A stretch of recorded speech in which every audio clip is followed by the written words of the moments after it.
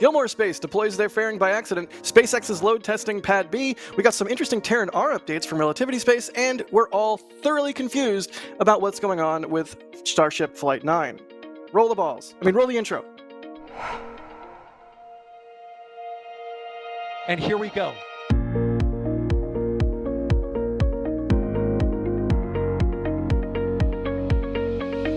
have liftoff. Propulsion continues to be normal. R68 chamber pressure looks good. Following up. Roger, with planet.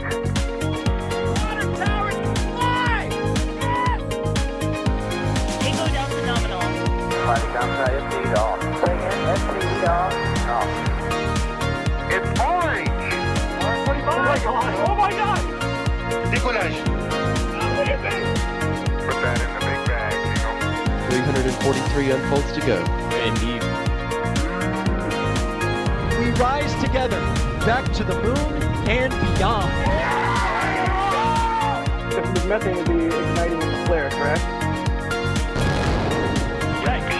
You bet. We don't need any more of these.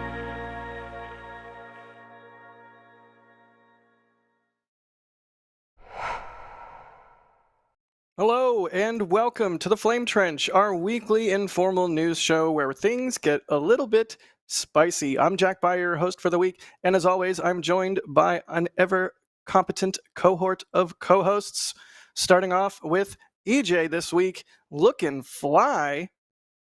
How you doing, EJ? Oh, I'm doing good, man. How are you? I'm great. You gonna light that cigar? Nah, not inside. Gotta go out on the grill.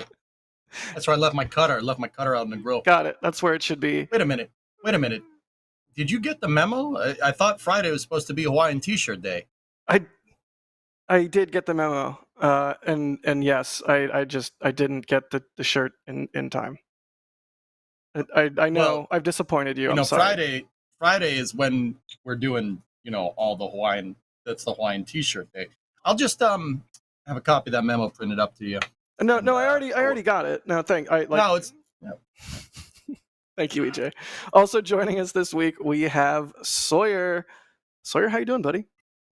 I'm doing good. I'm also sad because mine was supposed to be in the mail today too. I got mine in blue. It was going to be really nice. EJ and I were going to be all Hawaiian, and you were all going to all be like, "Oh wait, I want a Hawaiian shirt. I don't have a Hawaiian shirt." And we would go, "Well, you can get one at shop.nasaspaceflight.com." And then it didn't happen. So instead, I'm wearing a shirt with a pun on it. So hopefully that makes up for it. I'm good though. Great. As always. Now this is just weird. Yeah, dude. nothing to add. As always, chat, if you have any questions about what we're talking about, feel free to @NASASpaceflight in chat with your question. We'll see it pop up in some software we have running in the background. Also, thanks to Jay for operating today's stream. We appreciate you, Jay, despite whatever you are going to unleash on me and our poor viewers on this stream. But is that the hype train? What is that?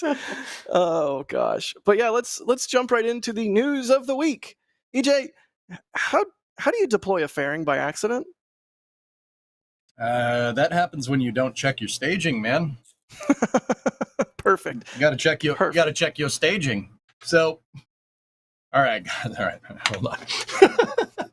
Okay, so Gilmore Space, one of the first commercial Australian space companies, went to launch their Ares rocket a little bit earlier this week from their Bowen spaceport in Australia. It's in Queensland, Australia. They're a commercial Australian launch provider that's trying to launch Australian rockets from Australian soil, maybe with Australian astronauts someday. No, probably not. I mean, maybe, never say never, right? But they entered into like their launch campaign, their testing campaign for launching the Ares rocket, and during per their post here, they went into overnight checks, and their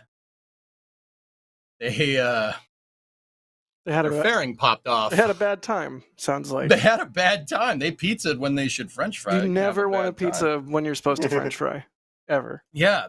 they had a so this post right here says they scrubbed the day. They did a 24-hour scrub and they were doing pre-flight checks in the middle of like in that 24 hours, and the fairing apparently popped off. Now we did learn this from them. They did actually say it. Yeah, during final checks. There you go. Unexpected issue triggered the rocket's payload fairing. No fuel was loaded. No one was hurt, and early inspections show no damage to the pad. The fairing, though, is probably crispy. not. It's probably riding the struggle bus right now, I think. Yeah. Everyone keeps saying check your staging, but what about locking your staging? Well, you don't want to lock it either because the rocket has to leave the pad. Now, this marks the this would have been the first orbital launch attempt from like continental Australia since the United Kingdom's Black Arrow rocket in 1971. The UK actually launched from Woomera, which is in forget Australians, you're gonna kill me. It's the center south province state. It's near Adelaide, Woomera. I forget exactly where it is. I forget the name. I know where it is. It's a good looking rocket. Yeah, no, they it's not a bad little rocket. Like this company Gilmore kind of came out of nowhere with this. And they said they're going to move the vehicle back to the VAB and they're going to get the fairings for what would presumably be the next rocket. But Jack, like, you got to ask how did that happen? I mean, my mind is like, this isn't the first time a rocket is staged incorrectly on the pad. Right. If you guys cast your mind back to the early parts of the space race, the Mercury Redstone 1 rocket actually deployed its launch escape system on the pad. Like, it went to launch, it hopped maybe about an inch, and then the top popped off, and then the mortars went. Like, watch. Yeah, if you've never seen this is classic spaceflight footage. It's like one of those videos that everybody's seen. And it's gone. Yep, there's the parachute. A little pop parachute. A little parachute. Hey, the parachute deployed great. The mortars worked just fine. Good test. So, I love that. This isn't unprecedented having something like this happen, especially if you're new to this kind of stuff, right? So, unfortunately, they need another fairing. They moved the vehicle back to the VAB, and Gilmore said they're standing down from their launch attempt, this test campaign completely, and they're not sure when the next one will be. They got to look over the entirety of the rocket. Hey, Gene's in chat. What's up, dude? Yo, light up the grill, man. Let's go. By the way, Alicia in the back channel said, "Guys, the payload was a jar of Vegemite. It's fine." Yeah, she's not wrong. They actually said in a post that the Vegemite is okay. Jack? No, I'm glad we got that update from them. I'm glad they're being so open about what happened. It's not exactly the most glamorous, series of events to encounter on your test campaign. I really hope they release video. Like, come on, just release video. Like, you already told us it happened. You would do nothing but garner a whole bunch of goodwill from the space community, because it would probably be very meme-worthy. But I totally understand if they never do. But I'm sure video exists. But yeah, I mean, it's, what this reminds me of? The oh gosh, I forget what satellite it was. It was like USA 197 or something like that, but they had it in processing and they had it on a breakover fixture, and they went to break it over, but it wasn't actually bolted down, and they didn't check that it was not bolted down, and it just went kerplop right on the floor. And it was like a couple $100 million to fix or something like that. Like, that's why in spaceflight, every little tiny thing that you do has like a procedure, and there's checkouts and lockouts, and that's how you learn what sort of procedures and checkouts and lockouts and what sort of things you need to do. I would love to know exactly what happened though. Like, was it just somebody sat on a keyboard, or I don't know. I'm dying to know. I feel horribly bad if somebody like thought they were running a test procedure and accidentally like pressed A instead of B or something. Like, that's never a good day.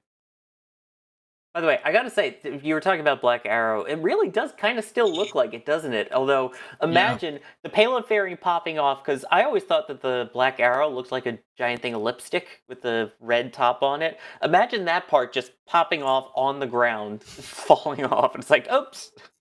Oopsie. I mean, those fairings are probably not useful anymore. Just putting it out there. Yeah, didn't they say they're going to have to put new fairings on? Yeah, they're bringing the fairing. They're bringing up the fairings, another set. Presumably from that would have been the second launch, but yeah. They helped with the aerodynamic forces of sitting on the launch pad, though. That's the most crucial part of flight. So the Vegemite is safe. That's the critical thing. The rocket is healthy. No fuel was loaded. Nobody was hurt. I guess that's the critical thing. Also that the Vegemite was safe. But yeah, I'm excited to see them get off the ground eventually here. First rocket, you're going to have a couple issues. This is how it goes. It happens, man. Like, this is one of the times where, saying space is difficult is, I'd say, particularly applicable. Like, everybody says, oh, space is hard. But I really think there's certain times when you get to say that, like if you make a dumb mistake, you're like, oh, I forgot to plug it in, space is hard. Like, no. This is very much an unknown. Gilmore's a new company, the first of its kind out of Australia. It's a new company, new rocket, new launch site. Everything is new. There's so many unknown unknowns. There's just stuff that you just don't know until you go and do it. Like, we have the ranges over here, like the Eastern Testing Range, Western Testing Range. We've launched tons of rockets. But like the reason why I actually told Jay to get that Mercury Redstone 1 footage is because when you're new at this, there's unknowns. There's just stuff you're just not taking into account. It happens. Like, I don't think this is any mark on the company or anything like that. It's probably just, one of the things. Oh, like, I'll take Mercury Redstone 1, for instance. Like, that was caused by a wire short.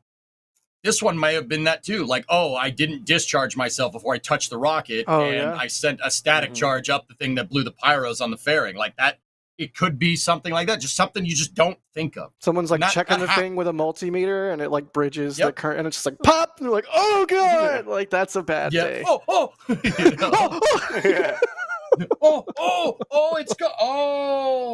and just plop. So hearts go out to Gilmore Space. Really appreciate the fact that they're, again, being so transparent about this and providing us with this information, and just more power to them. Can't wait to see them continue with this test campaign once they're able to get the thing back in the barn and get a new fairing on there and try again. Yeah. It's worth noting, though, they did say that they don't plan on having a live stream for when they actually do go for the attempt as of now. So what you're saying is I should go to Australia? Yeah, Mike. You and Max have already been to New Zealand. Now you just both need to go to Australia. That would be amazing, honestly. But sorry, I interrupted you. Please do continue.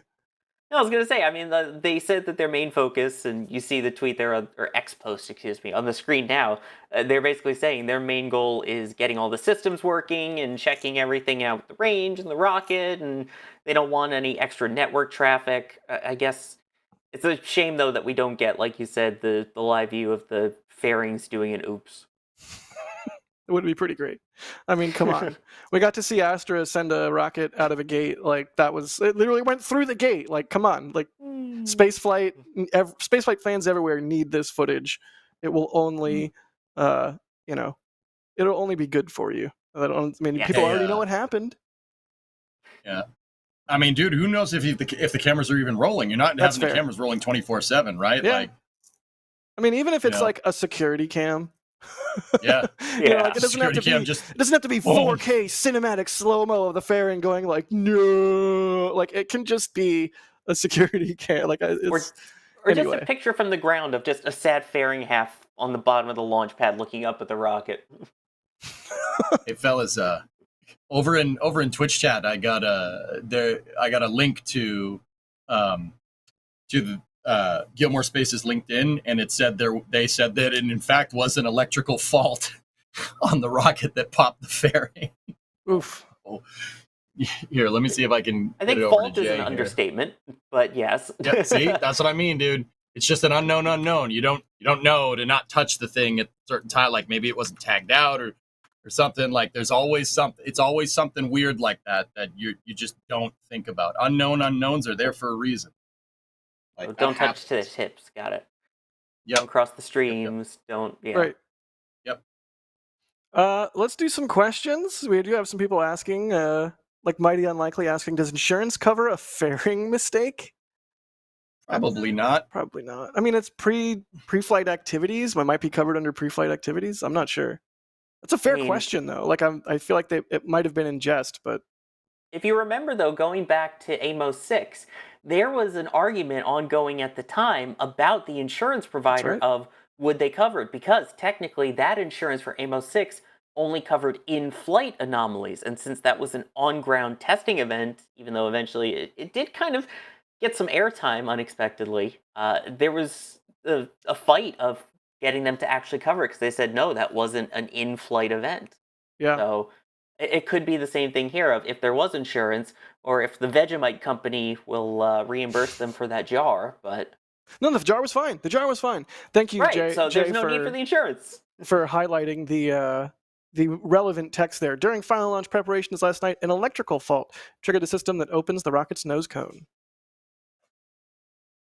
Okay, yeah, thanking people. I want to thank people, and we should do some more questions. But Blake, at the top of the show, Blake Alexander gifted 50 Red Team memberships. So thank you so much, Blake. That is absurd. On top of already absurd amounts of support from you, buddy. If your name just turned green in chat, now you have access to a bunch of sweet perks as part of the membership program. And also, you should be cool and thank Blake, because that was extremely generous of them. Thank you, Blake. Drew Nar, thanks for the super.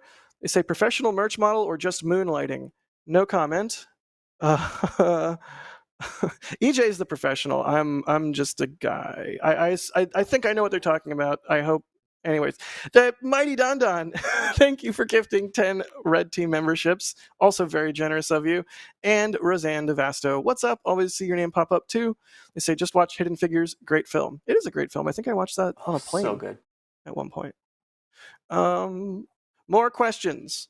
Adrian is asking, do you lot even know what Vegemite is? Yes. I do. Yeah. Never had it, but I know of it. I've had Vegemite and Marmite. Mate, I don't keep a nice tin of Tim Tams on my desk for no reason. Tim Tams are so good, though. Oh yeah, I'm pretty well versed in this kind of thing. How are you just good at all voices? Like, how is that just a skill that you have? Like, what? Well, what you do is every day, after you come out of the shower, you stare and look at the mirror like real close, and you practice. That's what you do, mate. But what or happens? He's watched way too much Crocodile Hunter. Rest in peace, Steve Irwin. Yeah, that'll also help. What happens when your wife walks in while you're practicing? Nothing. She just thinks I'm weird. Hey, she put the ring on it, so take that as well. Ninja Decimator Pew Pew Pew. Yeah, thanks for gifting 5 Red Team memberships. Steve Kalovic, thank you as well for the super chat to say, hey fellas, my favorite 3. Shh, don't tell the others. Can NSF editors Photoshop Jack in a Santa outfit with kilts? No, absolutely not. Shock. Yeah, thanks for that. And Chromatic, thanks for gifting a Red Team membership. Love you, EJ. Love you so much, buddy. So bummed you're not going to be here for Flight 9. I'm so sorry. Which we were going to talk about here in a little bit, but a couple more questions. I think Gilmore related. That diabetic kid is saying at least they didn't launch during their static fire. Fair. That's fair. You don't want to, don't want a pizza when you're supposed to French fry, or vice versa. You're going to have a bad time. Otherwise, you're going to have a bad time. Here's one that I am not smart enough to answer, but I'm hoping EJ or Sawyer are. Does Australia have a good latitude for orbital insertion? Asks Night No Day. Do they have a good latitude for orbital insertion? You want this one, or should I take it, mate? What? I said, Sawyer, do you want this one, or should I take it, mate? I think you should take it, mate. All right. Australia's not bad. Not a bad place to launch from, especially if you're on the northeast side of Australia. That's actually pretty dang close to equatorial. But, Jack, I got a bone to pick with launch sites. Because of Kerbal, and I'm saying this as somebody that's put a lot of hours into KSP, right? You? No. Yeah, I know, right? Everybody's like, oh, you got to launch from the equator. You got to launch from the equator. You got to launch from the... No. Launching from the equator is good for getting into equatorial orbits. Right. Hence the equator. Right. But if you really want a truly versatile launch site, you'd want something between 20 and 40 degrees north or south latitude. And a lot of Australia's east coast is basically where Bowen is, where the Bowen spaceport is I think it's 32 degrees south latitude. That's perfect. So something like mid-Atlantic regional, so like Wallops or something like the Cape, I think are really, really good launch sites because you're afforded polar or equatorial. If you try to launch polar from an equatorial launch site, you got to keep up a lot of delta V because you have to counteract the spinning force. Okay, right? hear You me need more out. delta V that way. Hear me out. And polar is vice versa. What's up? Equatorial launches from Vandenberg. Ew. No. Come on, Western Equatorial Corridor. Come on, let's go.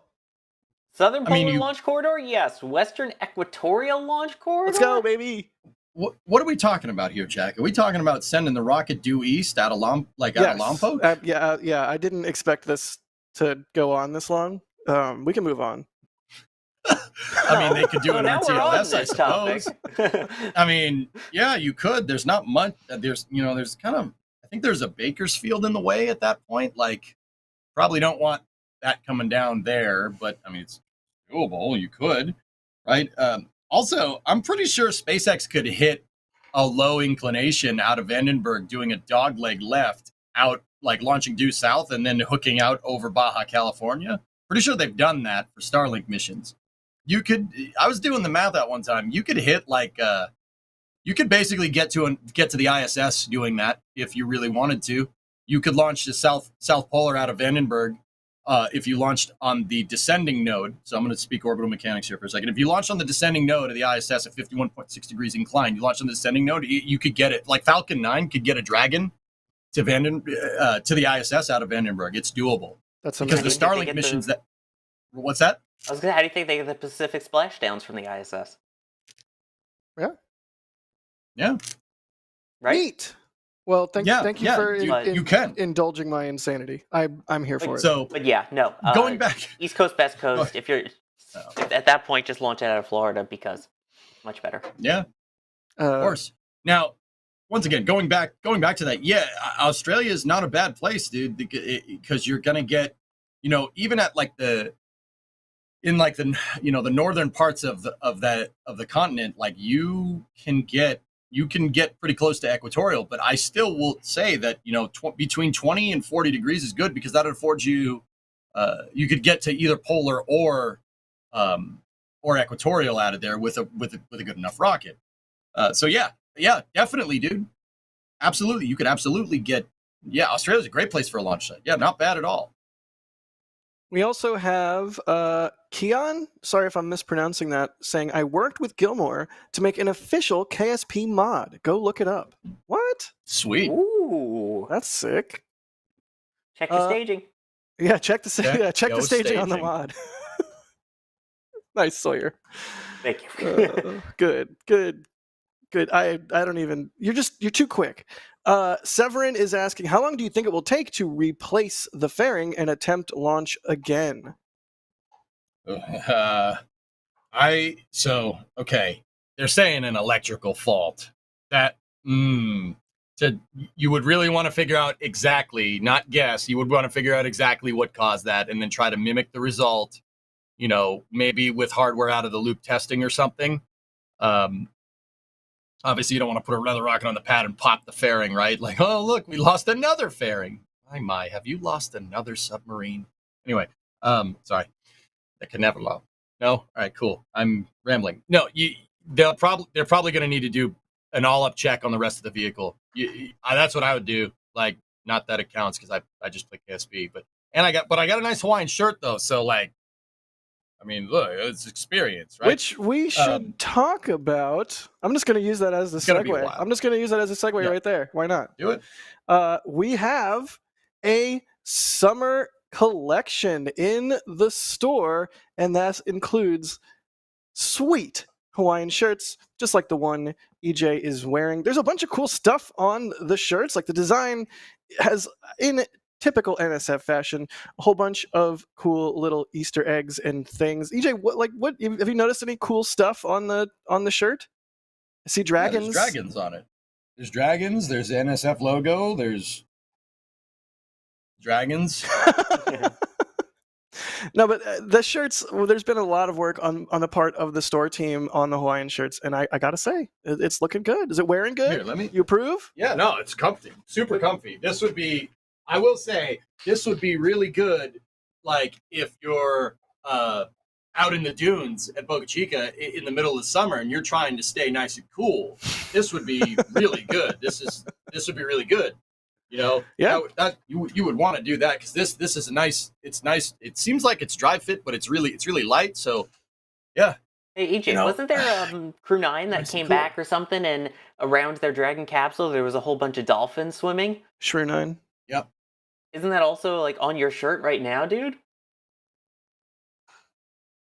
You got dolphins There swimming are- around your Dragon Yes, capsule. there are on your dolphins shirt. in The answer is yes. There's dragons and dolphins. And a Look here. Nice. But that's not all. There's not just the Hawaiian shirts. There's also the Super Heavy Swim Club collection, which you know, we're gonna talk. We're gonna talk about it here in a little bit when we get to the Starship section.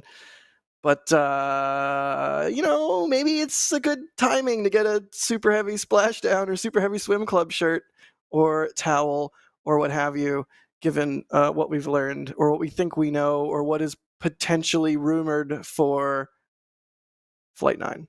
We'll see. Yeah. But yeah, head on over to Man. the merch shop. It's a huge way that you can support what we do, and you get something cool in return, and we really appreciate it. And we try not to be annoying with these plugs, but like we absolutely depend on y'all's support to do what we do, including the merch store. So thank you for listening to us blab.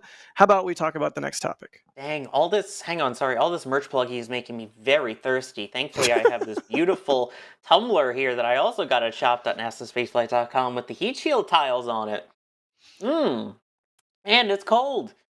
This is the part where I would stand up and be wearing the swim trunks, but I'm not wearing the swim trunks right now. But they're really I great. was gonna say, who's modeling the swimsuits for us, guys? Have you seen X? No comment. Don't If you need somebody, don't let me poke know. around the web. Don't like that merch page, like the Jay was. Don't poke around that I'll do it. too much. Also, didn't Adrian tweet something out fantastically on X? Need somebody. Let me go. I got Wait. sweet dad bod going. It's pretty awesome. Wait, he tweeted it? No, Oh, he did. Sawyer's messing with me.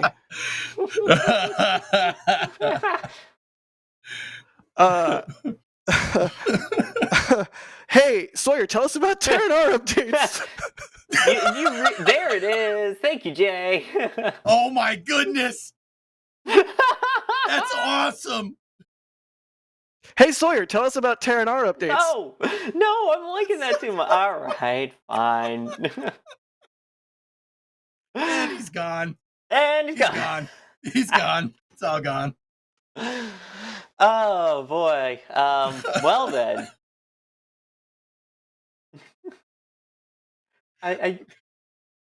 You good? Go. Yeah, let's pretend that we didn't see that, and let's talk about 3D printed rockets and stuff here. love it. 'Cause,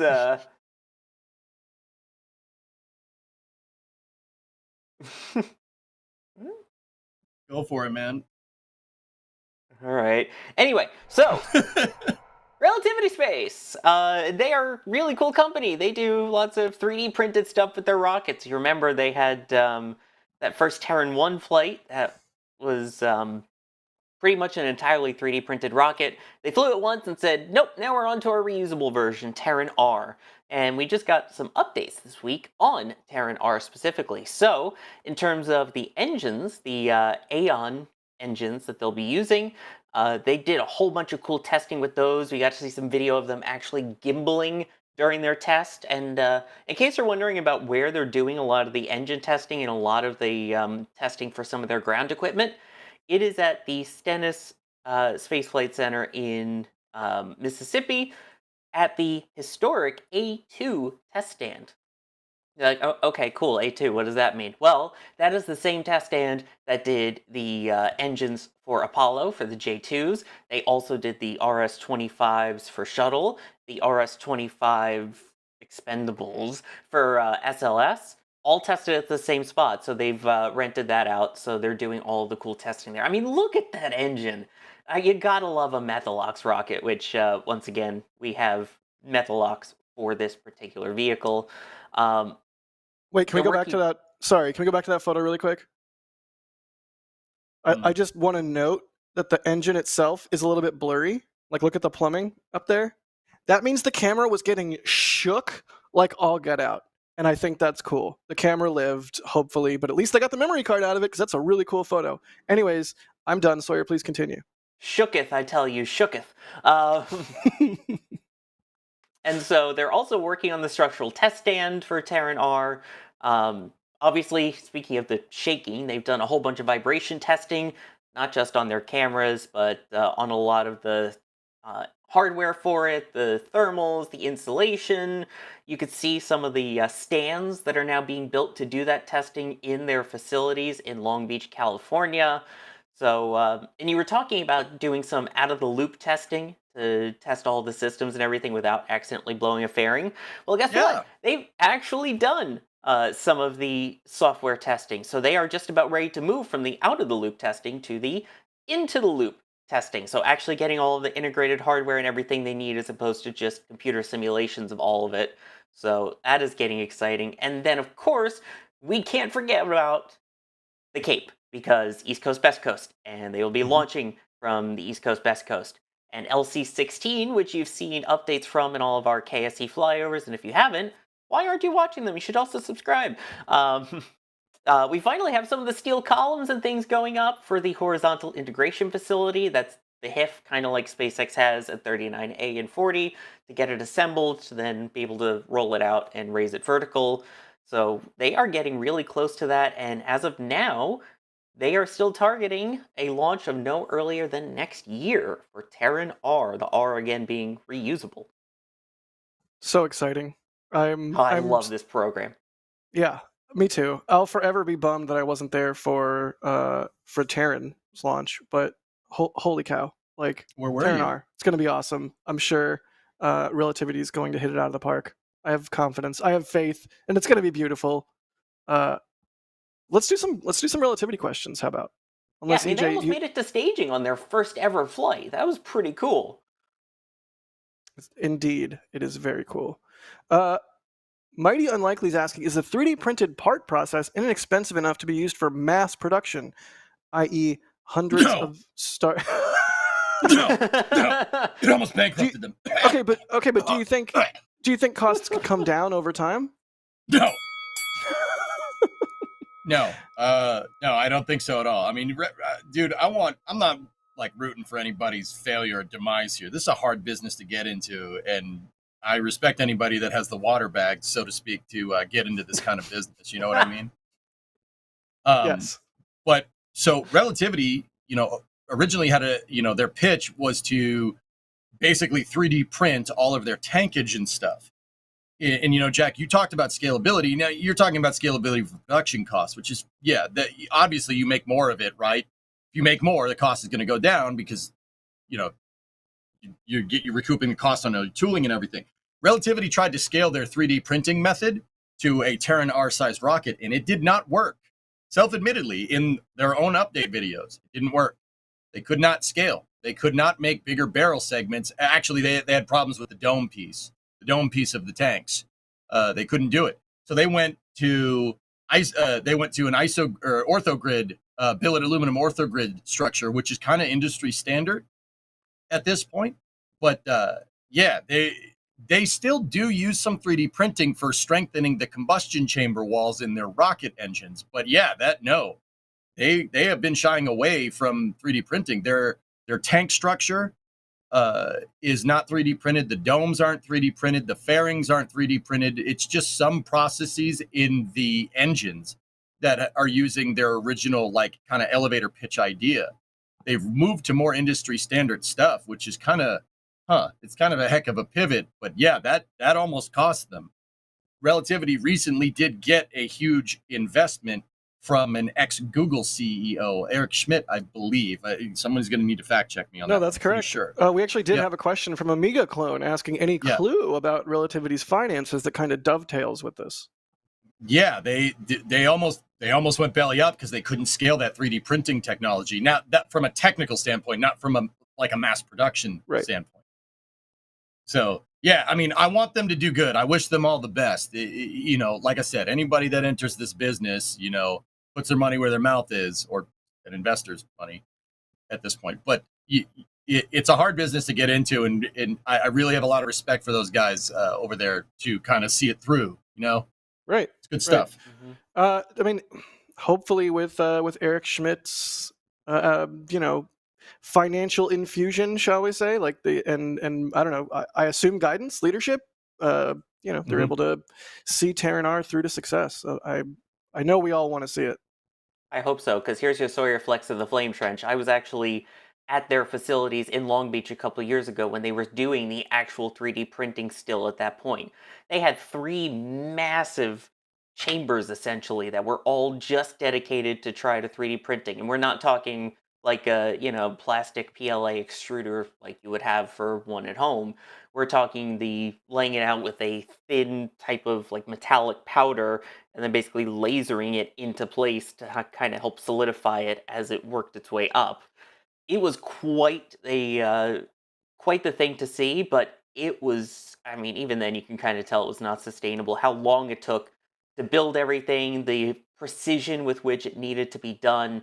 It was a really cool design, and they put a lot of investment into it, which is why it's kind of nice to see them pivot, and why I do worry about them financially. They went all in on that 3D printing and very quickly realized we went all in on the wrong thing. I mean, just That's want to the business, 3D man. print some frickin' rockets with frickin' lasers. Is that so much to ask? Yeah, we had them liquidated. They were insolent. Roxy's asking about, what about 3D printed space stations or structures? 3D printing in space is interesting. Like, you can't necessarily have a whole frickin' 6-axis CNC or whatever milling tools in space, can you? I don't see why not. 3D, I mean, they have a 3D printer on the ISS. They've had one for years. I trying to remember what the company's called. I think it was Made in Space. I've met them at a couple of conferences. They brought entire parts that they built on the space station. So, for example, a wrench that they needed, one of them floated away. They 3D printed a new one. Boom. So, for small scale, I think it's really a good thing. I don't see that as a way really for making full-scale space stations. And again, considering when you have to have something that's pressurized, that's structurally sturdy, that can withstand the temperature changes, something, again, issues like when you're trying to make a dome structure where you need everything to be super tight and, you know, thermally protected. At that point, we've proven with Beam that it's easier probably just to do something inflatable than it would be to 3D print. Oh, Beam. Yeah. Bigelow Beam. Aerospace. Just makes me sad every time. Yeah, what are you going to do? What are you going to do, indeed? Well, I mean, Is it? dang. Actually, you know, Jack, you know what's funny? Like, they, NASA actually, Bigelow gave all their patents for, like, expendable activity modules back to NASA, and then NASA has been farming that out to, like, Lockheed and Sierra and other things. So, you know, it wasn't all for nothing, right? Like, just really would have liked to see a BA 2100. That would have been pretty cool. It feels like one of those things in spaceflight. We're way off the beaten path at this point. but Sawyer said Beam, so here we go. When are we ever on rails? Right. But no, like, it feels like one of those things in spaceflight where, had things gone a little bit differently, you know, like, were it not for the flip of a coin, Bigelow and the entire course of the last 20 years in spaceflight could have been very different. But alas, this is the timeline we've got. I do want to thank some more people, and then we'll move on to our next topic, Areno. Does that sound Topic good? Areno? Topic Areno? Is that... I don't know. I tried to channel Flanders for some reason. Eric Frazier. Well, haddily doodly, Eric. Eric Frazier, who has joined the cadre of SBL operators, I believe. At least he's in the work Discord now. God help us. Gifted a Red Team membership. Welcome, Eric. I'm watching you. Space Pope, the Space Pope. Thank you, Space Pope, for your customary weekly, seemingly, or streamly, $50 super. That's a huge amount of money. Thank you. They say, bless this trench and space be with you. Also, Space Pope gifted 50 Red Team memberships, matching Blake earlier. So thank you so much, Space Whoa. Pope. Always coming out with huge amounts of support. Bless your reptilian soul. Steve Kalovic, thank you for the support. They say, I saw that image and enhance. And no, don't enhance. No enhancing. It's Super Yes. Troopers. We all know it's Super Troopers. Drew Jack, can you Nar, get me a liter of thank cola? you. They say Jay must have had that link pre-planned since Jack's job title was merch model at the opening of the show. Yes, not everything you see on TV is real, kids. And Telstar86. Wait, yeah, Really? no, EJ, it's not real. Like they call it reality television, but it's completely fake. What would you know? It's not like you worked in reality television or anything. Oh, wait. And you've never met Really? any astronauts, and I never worked at Disney, and I loved it when I didn't work there. Telstar86, when are they? Telstar86 with his super chat saying, when are they? When they suggested the overall idea for Terran, was that the general theory of relativity? Ooh, pun token. Yes. Yes. Shocking. Look at Jack's face. He's not amused. I am not amused. Whoa, Bobby, no. EJ, how about you tell us about what's going on over at Virgin Galactic? Please tell me something good. I love them so Before much. you do that, I see Das is complaining about or asking, what was that Space Pope noise? Which apparently, speaking of Space Pope, didn't he send us something? Or didn't they send us something to look at, our reptilian overlord? No, we don't have to think do he that. did. Do the silly I can music, just guess. leave. I can just go away Popping it out now, and right? Popping it back in again. These beefy boy legs. So what does that mean? You get it. You get the idea. You get it. You get the idea. You get it. Here's a friendly reminder, and I think this is a fair, educated guess. And you know what I always say: bagel, bagel, bagel, bagel. More cream cheese, more better. And it's generally what I've been telling people when they ask me.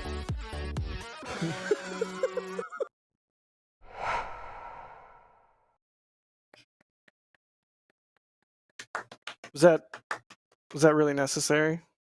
It absolutely Oh was. yeah. Oh yeah. Yeah, that was totally required. I like the part where he said bagel a lot. Sawyer, tell us about relativity. Oh god, already tell did. us about. Oh no! Oh why? Tell us about Virgin Galactic. Tell us about something that's not me doing whatever AI slop that was. That's Chat, we're in his head. taking this one. Chat, we're in his head. You see it? It's awesome. But, Oh, is that Likey's? Likey's! Likey's! She says hi. Leica, did you know Alright. that your dad says weird things on the internet that Space Pope She's- makes into great music? She's disappointed in Space Pope. Look at her. Look how disappointed she is. She looks actually pretty happy. I mean, she Like- always looks happy, but like this is disappointed happy. Also, I think your Mwah. green screen is kind of off center. Don't worry. Yeah, don't worry about that. Wait, you mean you're not actually in front of the still image of Starbase that you've just been standing and then printed out? It's somehow golden hour constantly. But yes, Virgin Galactic. Sawyer, what's going on? Please tell me something good, No, please. No, it's EJ's EJ. up. Yes. I Sawyer. am just, you're in my head right now. All I can Told think you. about is everything that I'm doing wrong. I gotta go. All right. You okay? All right. Virgin Galactic. So we got an update video from Virgin Galactic, and it was actually, pretty good update video, like of the top 10 like things that they've been working on. Long story short, they've announced a lot of new now I can't talk either. Dang, man. Jack, why did you do? You know, deal with it. How about that? All Deal right, with it. All right, fine. We're gonna power through this. Ready? Lock in. Remember, you can't spell locked in without Lockheed Martin. Wait, what? What? That's what Yeah, that checks out. Virgin Galactic has announced new updates on its path to get its Delta vehicle ready for launch. So its Delta vehicle is kind of like a Block 2 version of the spaceship that they fly. Now, when I say spaceship, I mean Virgin Galactic does suborbital tourism flights where they have a carrier plane and they drop a rocket-powered space plane off the carrier plane at a high altitude, and that thing shoots up into space, and then it comes back down and lands on a runway. it is pretty cool. But after the first couple of, I think they did 5 flights, that's where they got the design enough to a point where they needed to. There were a couple of things that they needed to fix. When I say a couple, I mean a lot. So they decided to roll out the Delta class vehicle, which is like, once again, that's like their Block 2, so to speak. The flight, as of last announcement, is still planned for 2026 for commercial flights, but the overall vehicle is redesigned for higher production volume. They're really trying to scale with this thing, which is pretty cool. Some of the things that they were working on is a BMI carbon composite oxidizer tank, carbon composite fuselage structure, and honestly, their video has tons of tooling. If you look at the video here, there's tons of tooling that they're like advanced jigs and tooling to actually put the vehicle together. Like there's the wing stands there, but actually in the next couple of shots here, they show it here. Yes, I'm actually waiting for it because I like this. This video's sick.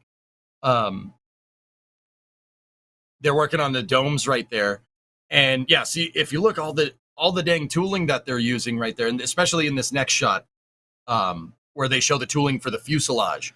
Now, when I say tooling, I mean, it's kind of like a cradle for the subassembly or piece that you're working on. There it is. Oh, that thing is cool. Yeah, like when we talk about like a transport stand or what have you with Starbase, that's all tooling. Exactly. Yep. Yeah, they've redone all their tooling. They're redoing their assembly lines to optimize around this Delta class vehicle. They have wing skins that already arrived at the factory. The first 2 cabin bulkheads, that's what they're working on right there. They're actually making the fuselage of this plane kind of like think of it like think of it like clamshell fairings, right? And then they put it on this jig and then they make one good fuselage out of it, because that's how you kind of have to work with BMI carbon composite. It's kind of like, I'm not going to say like fiberglass, but you have to lay it in a similar manner. Right. That's you what lay they it were up, doing. you impregnate it with the whatever resin, and then you put it in a giant oven and cook it. An autoclave. Yep. Fancy. Yep. So go ahead. The next thing that they're working on here is that the What? Sorry, Jay. I am gonna give you a challenge here. Can you go back? There was a blue machine that said Thermotron on it. It just looked cool. That's my only. That's there it is. There. Oh, go back to the right. To the right. To the right. To the left. To the right. To the right. A little more. Gantry crane too right far. there. No, too far. That's it. A little more to the right. Before that. This is great. There it is. Yeah. Yeah, hit play. Just hit play. Yeah, I was just hit play and pause. Just hit play. I love you, Jay. I'm sorry. You did. Thermotron. Yeah, that's good TV. All right, EJ, continue. I'm sorry. Wait, we just spent 5 minutes making Jay scroll through that just for that comment? Look at it. It's a Thermotron. You don't want to get a good look at a Thermotron? Hey, what? You can get a good look at a Thermotron by sticking your head up there, but you'd rather take his word for it. Rather take a rocket engineer's word for it. I thought that was going to be a turbo encabulate anyway. It's got to be your rocket. Oh, my God. So they're doing avionics testing there, hardware out of the loop test, or some hardware out of the loop testing, some hardware in the loop testing. Hardware in the loop versus out of the loop testing is basically you're running the software to run the rocket with the hardware or without the hardware, right? They're wrapping a composite overwrap pressure vessel there, and then here those are all landing gear subassembly or landing gear components to make the landing gear subassembly. A lot of this is machine eye candy right here. I was going to say something else. It's machine eye candy. This is all, the hardware is amazing. Guys, what about thermoquads? I love thermoquads. Yeah, plastic carburetors. All right. There's some more software suite and MFD testing right there.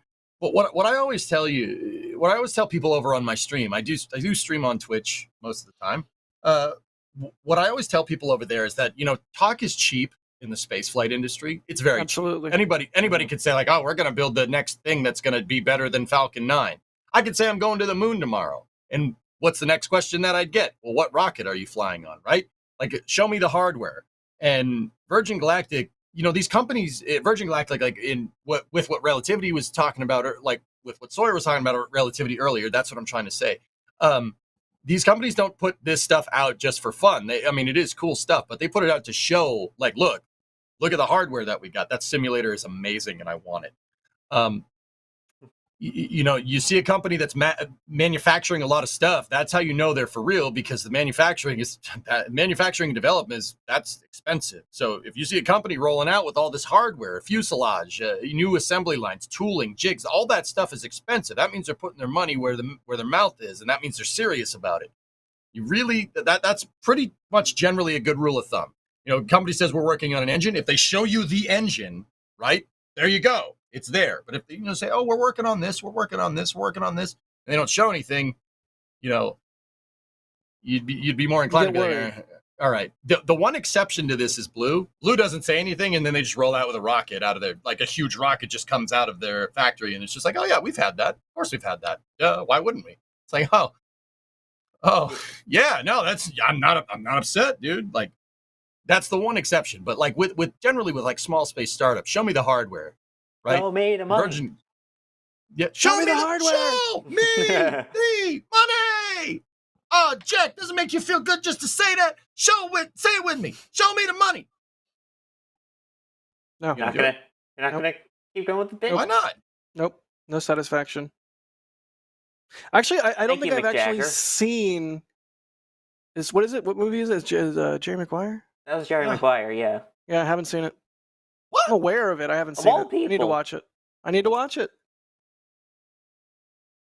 And see, I was gonna give you a cool promo and plug of like, hey, EJ, remember how you're saying that simulator looks really cool? Well, guess what? Jack actually got to go inside of it, and then we have a video about it. Now I'm not gonna plug it anymore. No, Jay, take it down off the screen now. He doesn't deserve the plug for the awesome video that's here on NSF. It was really cool. I almost butted in while we were watching the update video from Virgin when they showed the simulator. I was like, "Hey, Doss and I have been in there." That was a really special treat. That's cool. Look at how serious you look in that picture.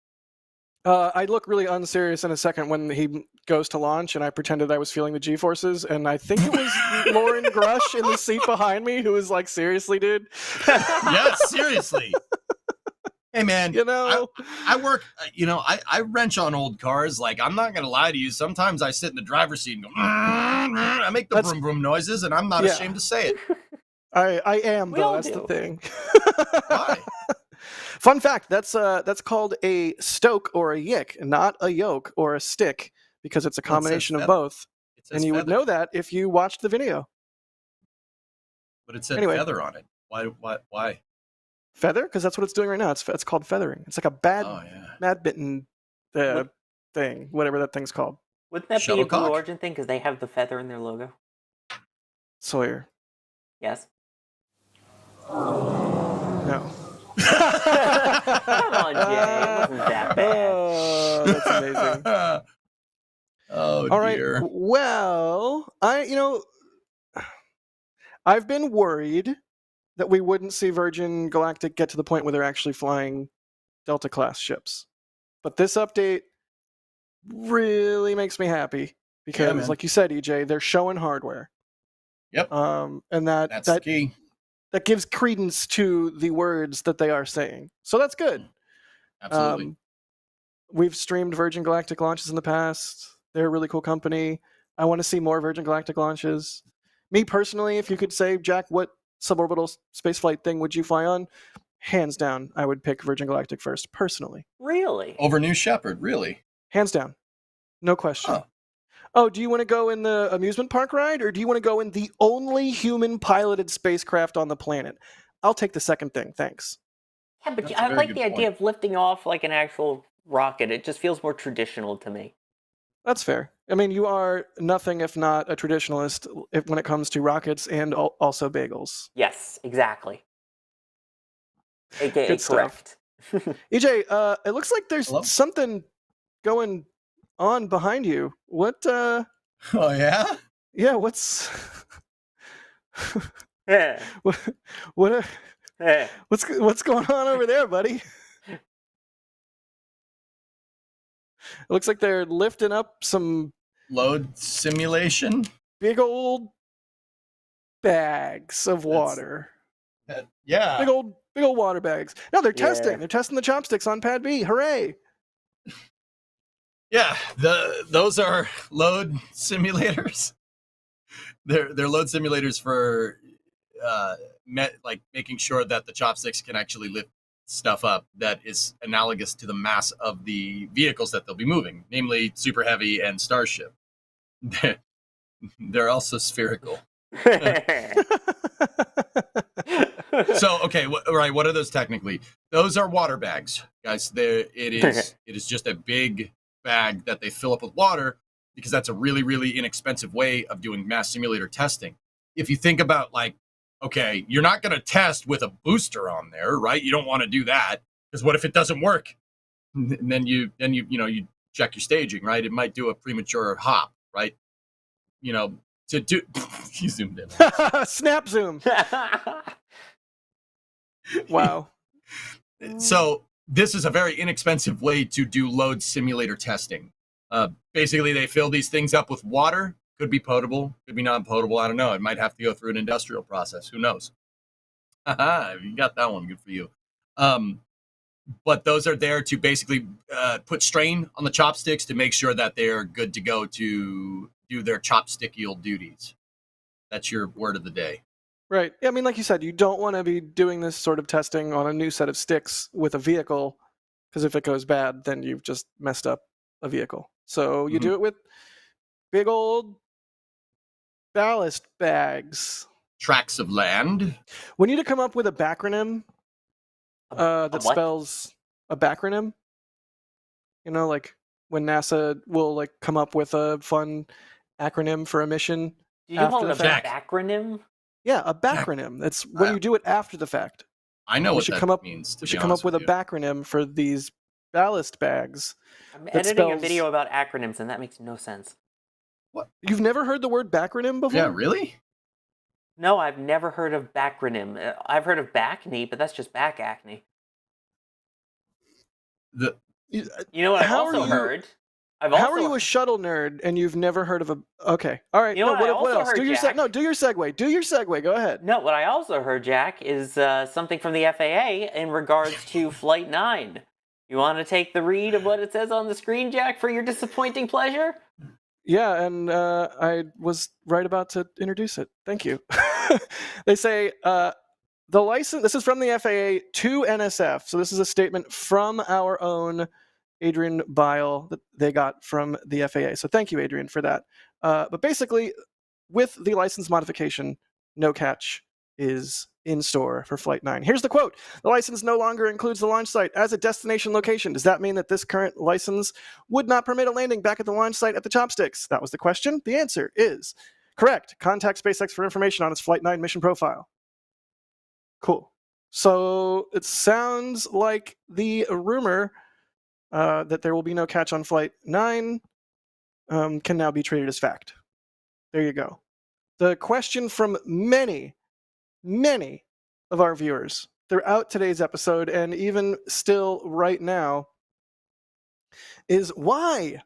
John Cook asking, is Booster 14-2 doing a splashdown so they don't have to feel the pain of cutting it up like they did with Ship 26? Ramo Cubing is asking, why no catch?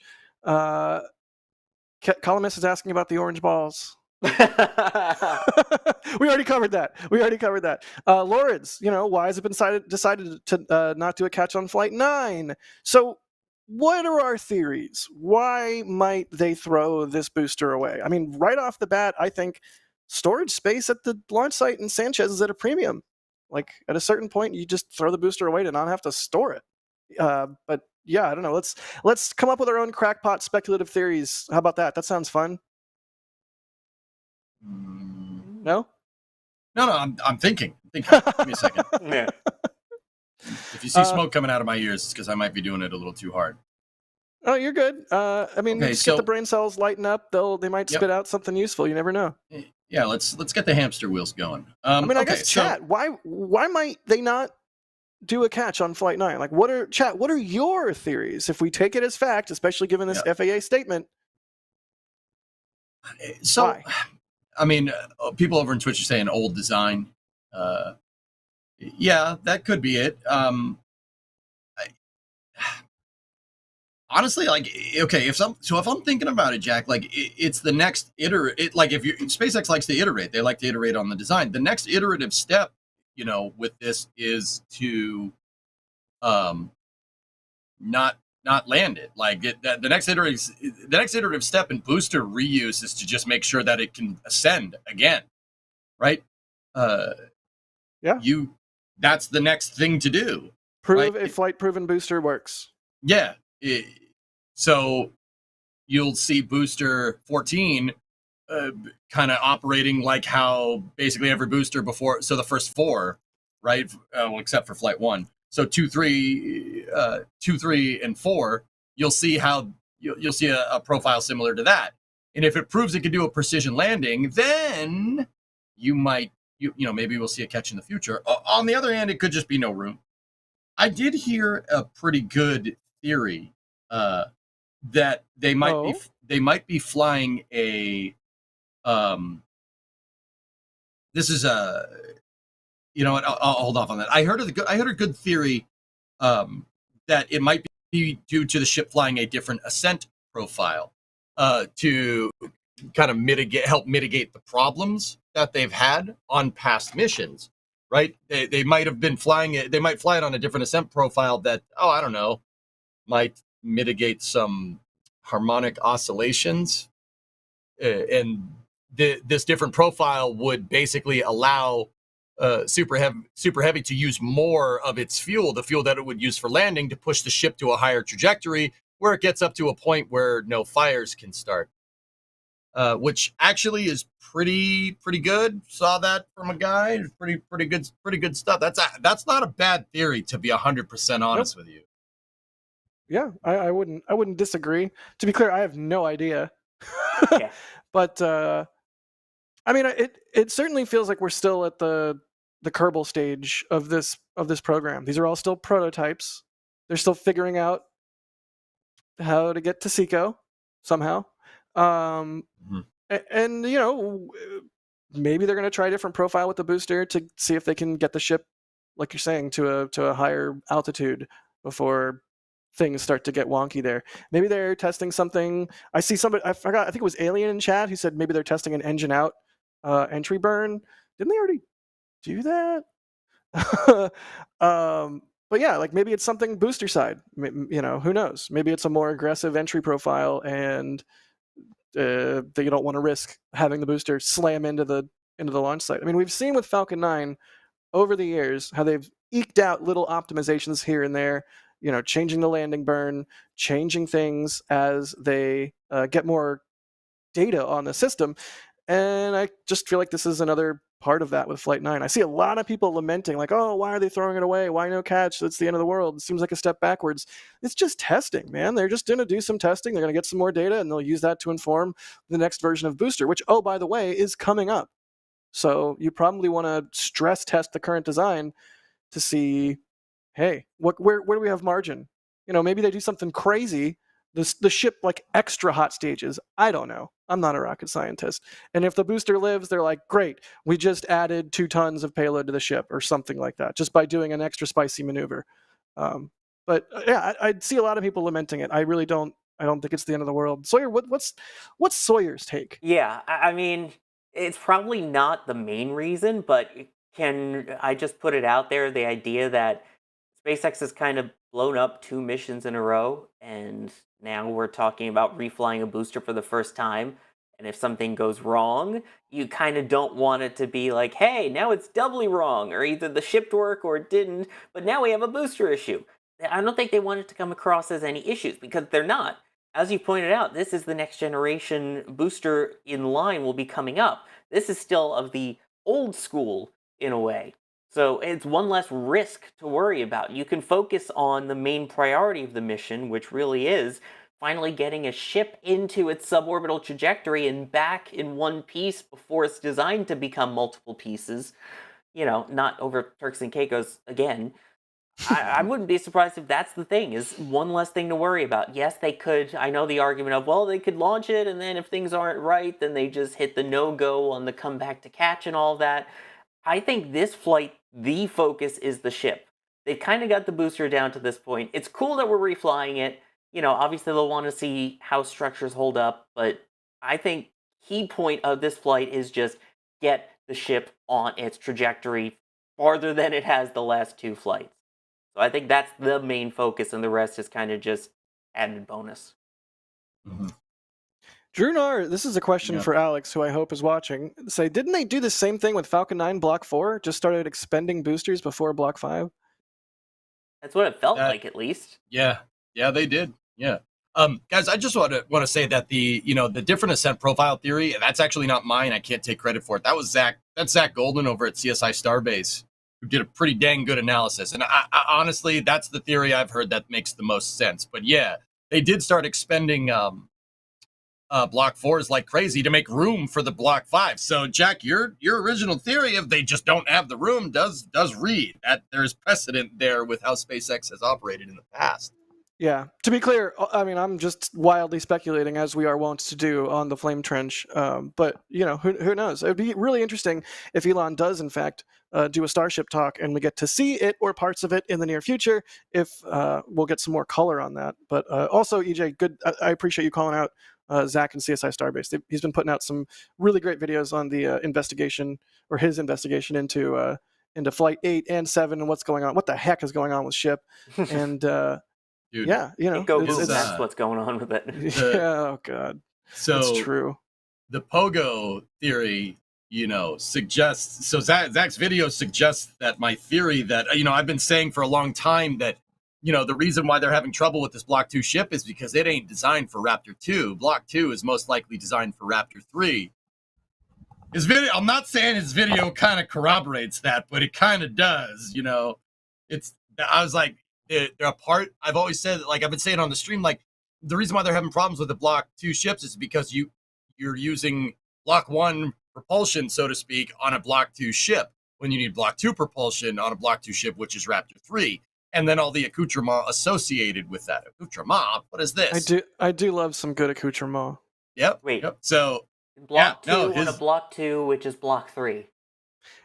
Let's not. Didn't we already yell about this in last week or the week before?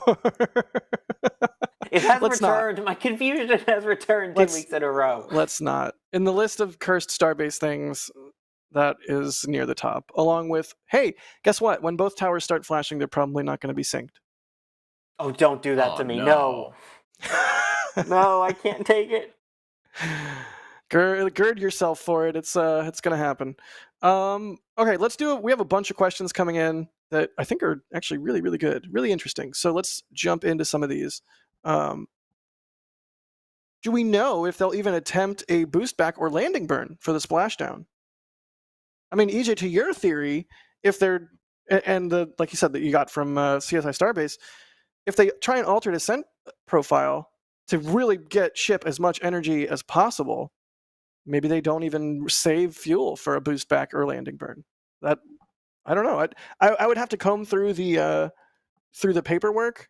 I have not looked at what the FAA put out today, but if we see anything of that indicates one way or the other, or if someone yells at me in the back channel, we will let you know. But yeah, it's in the Gulf, by the way, in terms of the landing sites that were originally listed in that licensing. It does say the Gulf. They got rid of the part that said back to the launch site and the Indian Ocean. So I think it still makes sense that it would just be, can you land it in the Gulf of Mexico without, or America, or whatever you want to call it, in the Gulf without a boost back? I like calling it the Gulf of Amexida. Stop. Mm-hmm. Sorry, moderators in advance.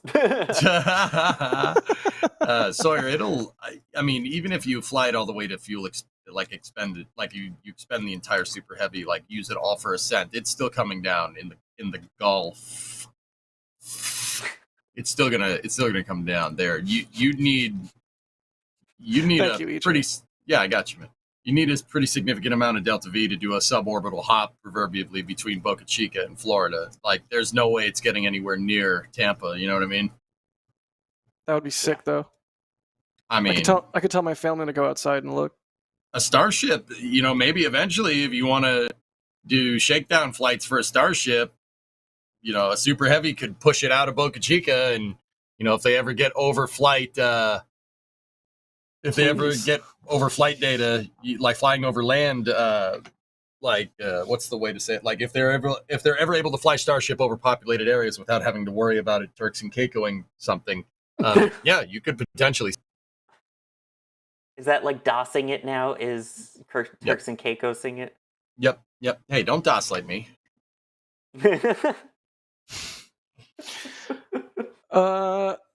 Here's one from Dave Dodd. I'll throw this at you, EJ. How does a solution for Starship fires that eliminates a booster catch help anything? Get you re-entry data. That's which they it. Desperately need. That's really it. SpaceX needs some data on entry, descent, and landing. That they already have good data on the boosters. They don't need to catch another Block 1 because the Block 2 boosters coming down the pipe. 3 is. Yeah, that's right. That's jeez. What? Sorry. Hey, didn't you say not do it? Didn't you say to not do that? You're not. I know, but here. You just said don't do that, and then you DOS-lighted me. Stop. I just said don't do that, man. What is this? It's a flame trench, baby. Your tasted bagel sucks. Exactly. You're wrong. Thank you. Do it live. You're both wrong. Yes. You're both wrong. Anyway, the next version of the booster is coming down the pipe. So yeah, they need. I think SpaceX's real big thing is get more data on entry, descent, and landing, and then really, I think they're really in a push to just get to orbit. Just get this thing on orbit. Get this thing on orbit so you can figure out how to do longer duration stays up on orbit, because that's quintessential for doing the refueling architecture that they're trying to go for. That's so important. It is a big deal. That needs to get done if we want to, use a Starship to get out to the moon and land on it eventually. This is all cornerstone technologies that need to get done. Like this is the long lead stuff. They have to get some data on entry, descent, and landing for rapid reuse, and they have to get some data for like in microgravity for on orbit. That's so important. Yeah, I mean, booster reuse, even with Super Heavy, ultimately is a solved problem. The hard problem in the Starship program, and the whole reason the whole thing is designed the way it is for ship reuse. And so that is the main enchilada, as it were, for Flight 9. Hopefully they can get to SECO. I do want to show a thing on screen if Jay has it ready to go. Check this ancient tweet out. GovSat. Say what? That's GovSat. That's the GovSat mission. Oh, nice. 2018. This is from, January 31st, 2018. And the quote that goes along with it is, the rocket was meant to test very high retro thrust landing in water, so it didn't hurt the drone ship, but amazingly it has survived. We will try to tow it back to shore. Pretty cool. So it goes to show that as these programs progress, they try, they tweak, they test different things. Maybe the Kerbal phase is a good way to say it. Maybe it's not, but that's what I'm going to call it. We're in the Kerbal phase, because who knows what's going to happen on Flight 9. We might just have to be yelling, did it just do a Kerbal again? Oh, God. Iterative design is... Kerbal things happen when you do that. And that's why we all love it. And also it is faster, maybe? But also Kerbal things happen. Well, what does that iterative design mean at this point when you've had 2 failures in a row? Because, I mean, the first ones, I get it. You could say it blew up because they're testing and you learn from it. Yeah, absolutely. The first flight of a version 2 or upgraded, whatever you want to call it, ship, the next generation ships, blows up. Okay, you learn from it. Happens the exact same time, almost in the exact same way again on Flight 8. Now we're talking a different story. At what point now do you get to Flight 9? Can you call it iterative design versus we have a serious problem with our design? It's a fair question. I do think if we see something not great on Flight 9 with the ship, we'll see like a multi-month stand down and perhaps even a move to straight to V3 ship. I don't know. Does that even make sense? Does that throw a wrench in the works and the cycle of design, test, fly, repeat? I don't know. I worry. I think Flight 9 is going to be a pivotal one. I don't. If it fails, it fails. They'll fix it. Look, it's a pivotal one in telling the story of SpaceX. Everybody wants to just see the last 2 ones. It'd be a great triumph over it. If it fails, if it blows up, it freaking blows up. All right, that's iterative design. You just figured out, somebody just said this in my Twitch chat over there. You just figured out another way not to do it. There you go. Does anybody here honestly think that, if Flight 9 doesn't work, that SpaceX will be deterred? What are they going to run out of cash? Nah, I wouldn't say they'd be deterred, but it certainly wouldn't look great. And, at a time when many people question the spend of, going to the moon and Mars and the space program in general, I just feel like it would be like throwing gasoline on the troll fire. And to a certain extent, you do what you always do. You ignore the trolls. But I would like the aftermath of Flight 9 to be like, yes, another step. And not like, oh, I'm going to log off everything for a couple days because it's just a fire. No? Yes, maybe? I mean, yeah, I guess that makes sense. I like the fire, dude. I like the troll. Look at me. I am the dumpster fire. Jeez. Like... Not in that awesome shirt from shop.nasasspaceflight.com, you're not. Sawyer, you beat me to it. You're too fast. I literally said nada, and Sawyer was already like 3/4 of the way through the dang sentence. I'm too quick. It's like you almost finished each other's sentences. Yeah, all right. All right, anyway, sorry. What am I even doing? No.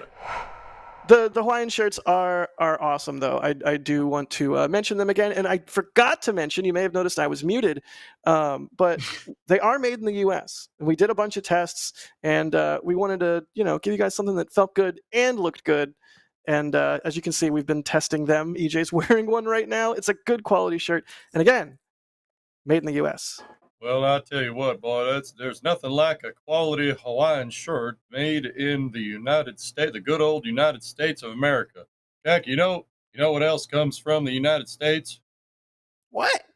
Propane. That's right, boy. Propane, good quality American-made shirts and propane. I mean, I'm just saying. What about the accessories, though? Yeah, oh yeah, those too, boy. But I like charcoal. Well, I'm gonna have to ask you politely but firmly to leave. I like the orange one. I like the orange shirt. Surprise, surprise. I think that's the one I'm going to get. Although the yellow, I'm a fan of bright colors. As someone who normally just wears black jeans and a black t-shirt, sometimes you gotta put some color on. Yeah, with a shirt that says Glenny on it. Sorry, that's your photograph shirt. My bad. Yeah, no, it's a picture shirt. The shirts aren't made of propane, Ryan. I tell you what, they're made of good quality American textiles. Is there a tag on this? Somebody asked if it is. Yeah, what is it? Is it like Lycra, rayon? What do you got? I worked at a dry cleaner once. Seriously though, I've done every weird job. Seriously though, check out the shirts in the. I almost said the Hawaiian store. Check out the Hawaiian shirts in the store. We would appreciate if y'all get some gear for summer and support us, because Lord knows we have a giant team of people bringing you content, and the team is descending on Starbase right now. So God help me. Aww. But seriously, it helps us keep the lights on, pay for data, pay for equipment, upgrades, people's time, all of that. And we really try hard to deliver cool merch. And don't forget, there's the Super Heavy Swim Club as well, coming in towel, mouse pad, tumbler, and various other forms, including swim trunks, which I have worn, and they are quite nice. Jack approved swim trunks. What's so funny, Sawyer? It's just the photo on X. Oh, right, yeah. The swim trunks look great. They do. They feel great. They look great. They wear great. They dry fast. They're good. They're a quality pair of swim trunks, and I'm a discerning swim trunk enthusiast? Trunker. Yeah, there you go. Let's go with that. Anyways, that's the merch. Check it out. We appreciate you. Could you imagine our spaceflight enthusiast becoming a space trunk enthusiast? No, and I don't want to. Please don't make me. Anyways, John Hansen is asking. No, wait. John Hansen's next. SpaceFacts is asking, what do you guys think the odds are of Ship 35 reaching orbit on Flight 9? Sawyer, well, give 0, us an over-under. It's not supposed to go to orbit. Orbit-ish. How about that? Okay, fair enough. Here's the thing. I would say that I have more confidence, but we saw the first static fire, and that didn't go great. And then we saw the second static fire, and now we've seen Raptor replacement trucks going around. Ship 35 is not out where it should be for launch. I feel like there's still more issues that they're working. And the fact that the first test looked so similar to the issues of the other ones, the second one now they're still not 100%. Just it doesn't look right still. I'm not super confident. I'm going 65%. I mean, it's better than 50-50. I'll give you that. That is not super confident though, especially for Flight 9. EJ, what do you think? What are the odds? I think it'll make it. I think SpaceX has enough data at least to extrapolate a simulation to figure out what's going on with the harmonics of the vehicle. I think there's definitely enough info at this point. Like I said, you could plot the points, and you don't have the data for the later parts of ascent, but from the static fires that we saw, the static fires that didn't work, Raptor testing, I think there's enough here to get this right. I think they're really going to be pushing to get this right, even if they just ease it up, like with Zach's like super heavy ascent trajectory theory. I think they'll make it. But like once again, I'm going to say, if it doesn't, it doesn't. Oh, so what? So what? Launch another one. So what? That's 3 in a row. That's 3 strikes you're out. The whole 3 kit and caboodle deal. Okay, then I'm just going to throw this grenade out there. I'm going to throw this grenade in the room. I'm sorry for it. I'm sorry, mods. At what point, at what number of Starship flight tests, like failures of an extremely visible nature, does Jeff Bezos go to the current administration and say, hey, our moon lander's not going to blow up? What lander? Right. That's a fair response. That's Exactly. a fair response. Neither of them have What one lander? right now. And where's your lander? Oh wait, you don't have one. So here is the static fire, the third static fire of Ship Number 35. 3, yeah. After an engine swap at back at the production site. Seemed like it went well. They rolled it back to the production site, but then we saw a Raptor leaving Mega Bay 2. Now, that could have been unrelated to Ship 35, but there was a Raptor spotted leaving Mega Bay 2 after 35 rolled back after this last static fire, which makes me nervous. Yeah. Not nervous that Flight 9 is going to go bad or the sky's falling or any of this or that, but just like, what is going on? If that was an engine off Ship 35, hopefully it was just a bad egg and not anything related to the fire itself. That would be 2 bad eggs in a row for the 2 static fires that we saw most recently. The first one that was 30 seconds, and then this one that was a minute. Obviously, there was a major issue on the 30-second one. It may not have been as big an issue on this one, but if that is a Raptor coming off of this particular vehicle, having to change it twice after 2 static fires, keep in mind, once it's in the air, you can't change out that engine again. The only way to change it out is either have it land in the Indian Ocean or end up on another beach in the Turks and Caicos for the 3rd time in a row, and then you have a disaster scenario for SpaceX. Like I was saying, you can only spin it so many times of iterative design when it's the exact same problem or a similar problem 3 times in a row. It's a good thing they're able to recreate it on the ground if that is the case, but if they can't then fix it on the ground after multiple static fires, you really want to risk that in flight then? Some Ryan chat with a good point. They may have been intentionally stress testing the system. That's fair. And again, we're not 100% certain that the Raptor that was spotted came from Ship 35. The way the Mega Bay 2 is situated, the way the door is, the things we can see are not always super clear. So we don't know. We don't know if that was from 35. To be clear, this is speculations. Ring the speculation bell, ding, ding, ding, ding, ding, etc. But you got to wonder if it was. Don't fight me. As I said in the pre-show, EJ, you look formidable in those sunglasses. Please don't fight me. I'm scared. What do you want to do, huh? No, I don't. No, I'm sorry, What do sir. you want to do? No, sorry, sir. I'm sorry. I'm very sorry. America. Look, here's $20. Here's $20. I'm sorry. The heck am I going to do with $20, boy? Here, 50? Is that okay? Don't hurt me. 50. 50 ain't Now I going know to how to pay. get money out of Jack. This is 50 good ain't going to knowledge. pay for the groceries, boy. I'm having flashbacks to high school. Okay. Although about- admittedly, I did promise Jack money once and I did pay him. Now I gotta You find a way did to pay get me. it in You reverse. paid up immediately. Props for that. Speaking of paying up, I do want to thank people who've been supporting the stream. Telstar86, thanks for the super chat. They say Jack Flex, score equals Jack 1, Sawyer 1 million. What was my flex? Oh, maybe being in the simulator for Virgin Galactic. Yes. Space Pope, thank you for another super chat. They say, I'll wait until the end of the Flame Trench to absolve you all of your spherical sins. Ethereal Swordsman says, this is unbelievable. Ooh, nice. That's pretty good. That's pretty good. That's a That's pretty good. ballin' joke. Telstar86, thank you again for the super. They say balls equals ballast assisted load lift simulators. Yep.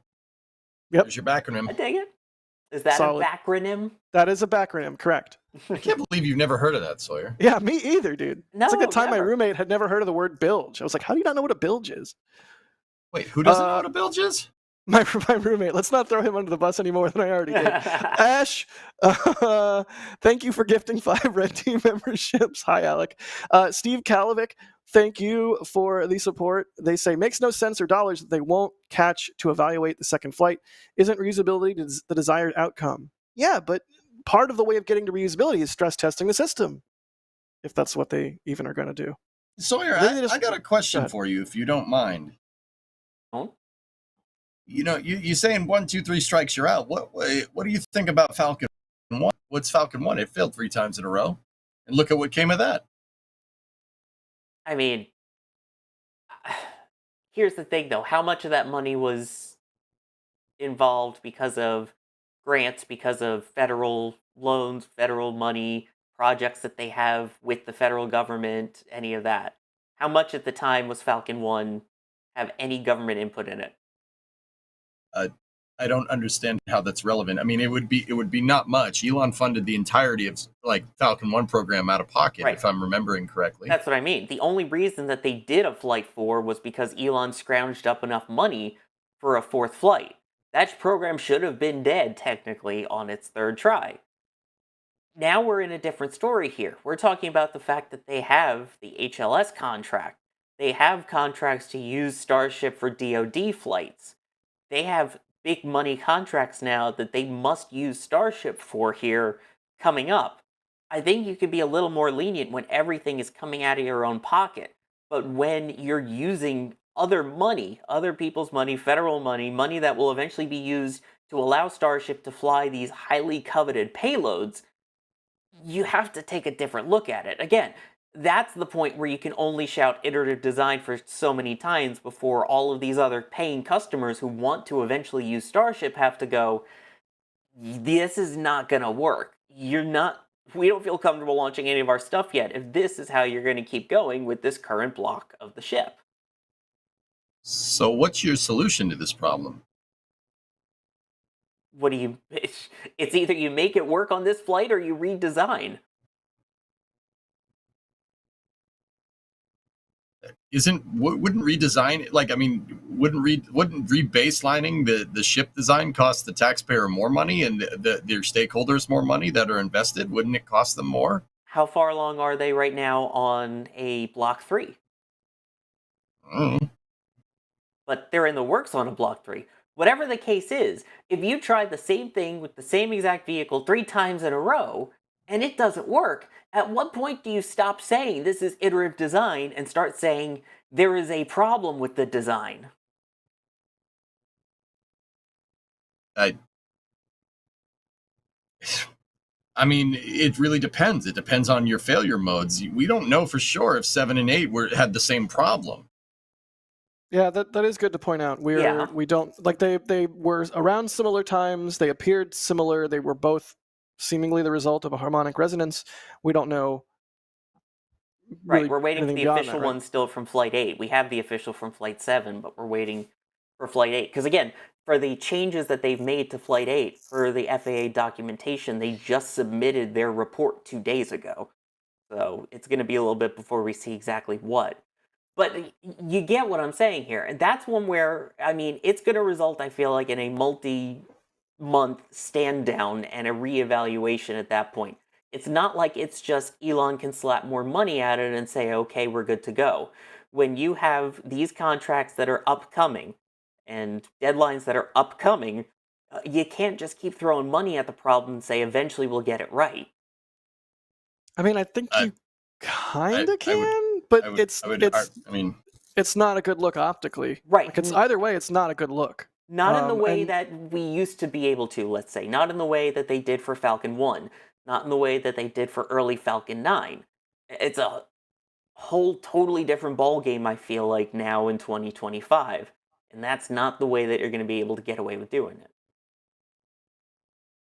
I don't think so, man. I think Elon can fund this project indefinitely. Yeah, the optics wouldn't look good, but here's the thing, man. It's not like you're launching, it's not like this is something somebody's done before. You know what I mean? SpaceX is pushing the envelope. They're solving problems that not even the Apollo engineers arguably did have to solve this problem, but arguably on a much more complicated vehicle. No rocket before has tried to catch the dang thing. This is like taking a Saturn V and a space shuttle and combining it into one thing. You're pushing the unknown unknowns. It's the same thing we were talking about with Gilmore. Like SpaceX is so far into the unknown. We're so far into just nothing that is even discernible that this kind of stuff is going to happen. So what are we going to do?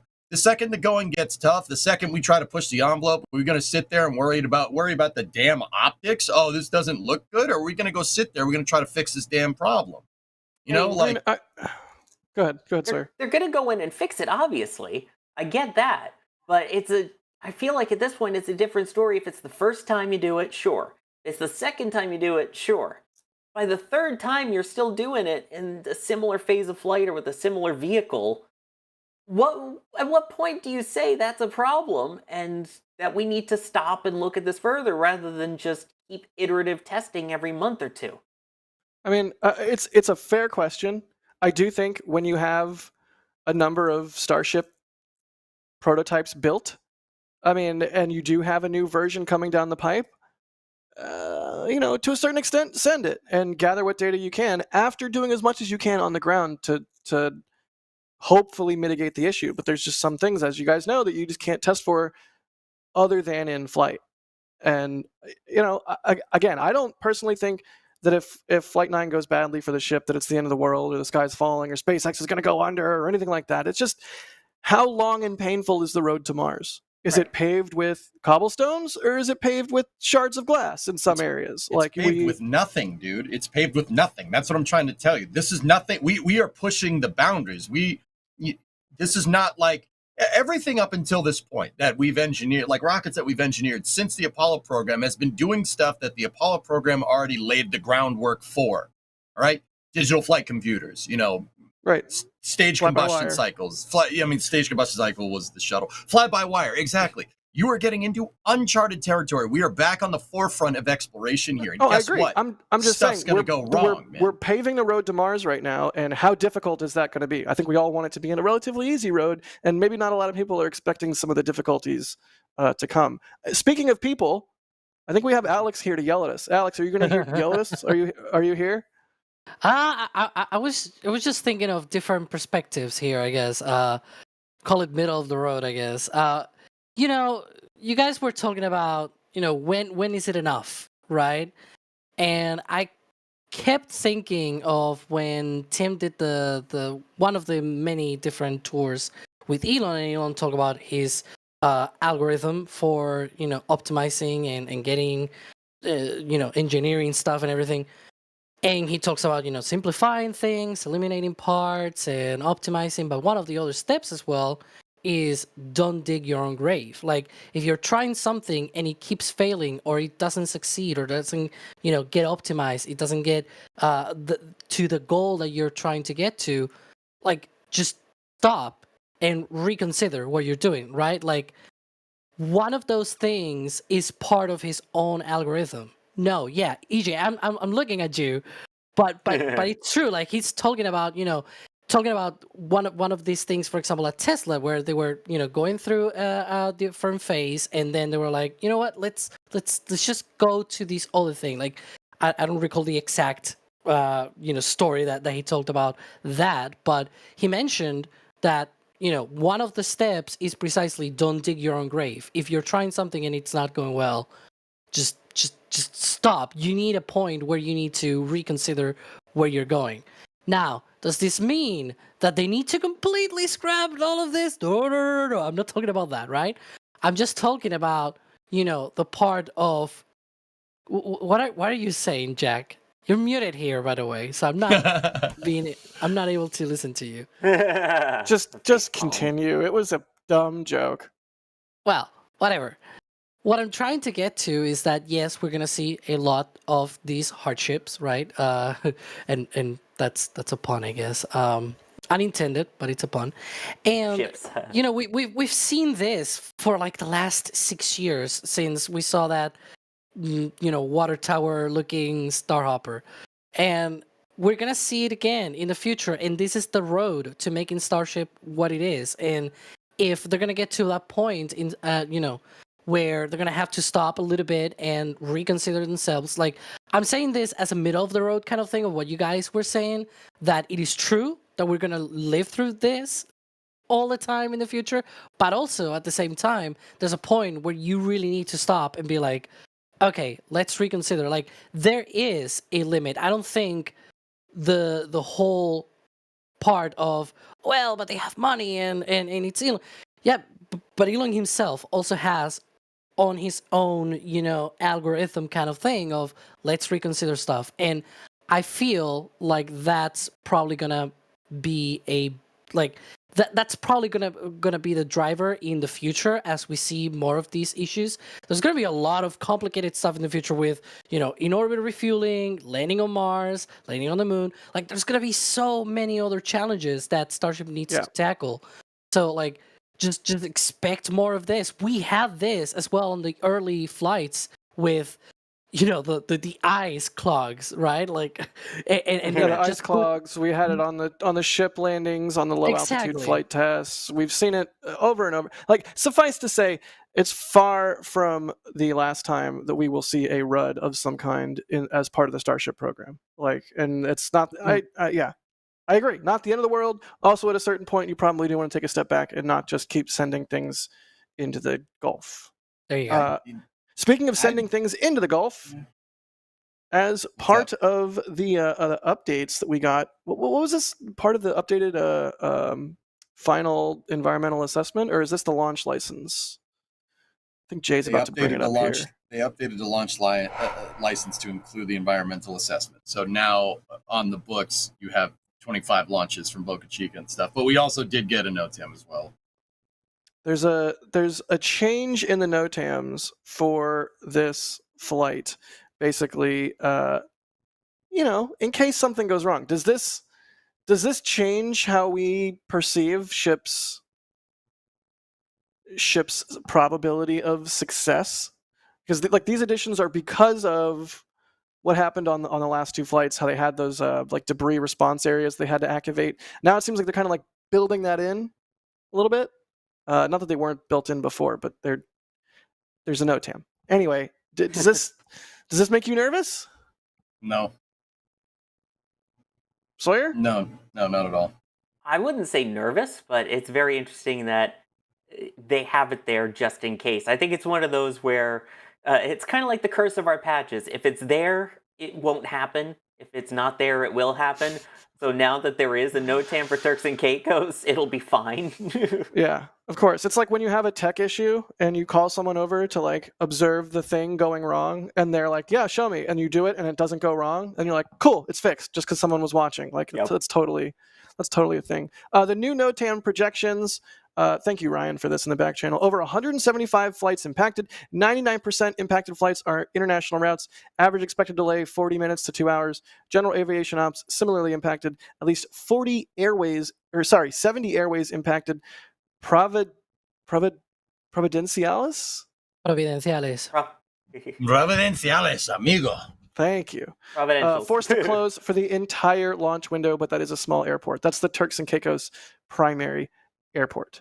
So there you go. Some updates on the NOTAM situation there. Or as it says atop, aha. Thank you. I do want to thank some more people if I can find the window that I buried. Here we go. LaserTech02.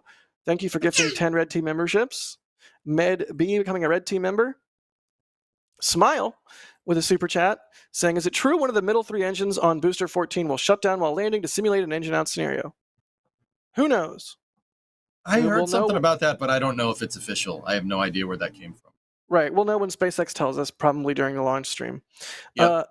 Psychological projectionist. You can read it. It's a fun backronym. I'm not going to read it.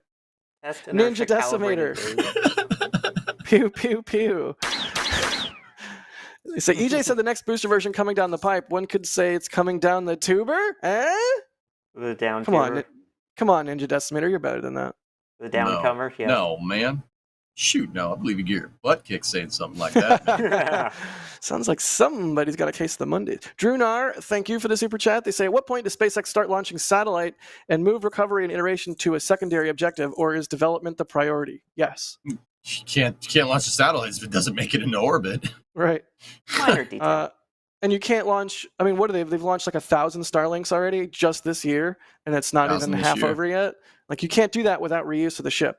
Obviously, they're doing it now without reuse of the ship on Falcon 9. But you get the point. They've got to launch the bigger ones. It's the whole thing. It's important to reuse the ship. Jack, here, let me say this. There's 2 ways to go about a high flight cadence in rocketry. There's 2 like kind of pillar ways, right? So on one path you have the reuse, right? The reuse with high frequency of flying, you reuse your equipment and go from there, right? Like that's kind of what we're trying to do. That's what they attempted to do with the space shuttle. I wouldn't call it that, but that's what they tried to do. And on the other path, right, to achieve high flight cadence, you work on ease of manufacturing, right? So you make something that uses a lot of SRBs, right? You make something that doesn't have a lot of liquid fuel rockets, something like Vulcan, right? Like you could scale Vulcan because, the SRBs, right? They're easier to make, right? I personally think Ares 1 could be cheaper than Falcon 9 because of this reason. I know people are looking at me funny. Don't worry, look at me, all right? Come on, I already look funny, all right? You do not. You look great. Not in that shirt. No, thank you. You look great, babe. Oh, thanks, babe. No Coming down, problem. babe. Yeah, that's good. So ask me about my mass simulator. Right. Anyway, so like one way you Nice. So one way you can achieve it is manufacturing, have a booster that's not very complicated, right? And you can make a lot of it, or have something that's a little bit more complicated and then reuse it. It's always a trade-off. Like, which way do you think SpaceX is going here, right? Like, they're going for reuse, right? So high flight cadence is key. That's where the reuse comes into play. That's what I'm trying to say. Like, there's 2 ways to go about going at it, and SpaceX with Starship is gonna they have to get to that reuse, so they're gonna launch a lot more, even though it's gonna cost you a lot more. But you have to get to that point because they have to do high flight cadence with Starship, because you're not doing an Artemis mission, you're not getting HLS out there expending 16 Starships.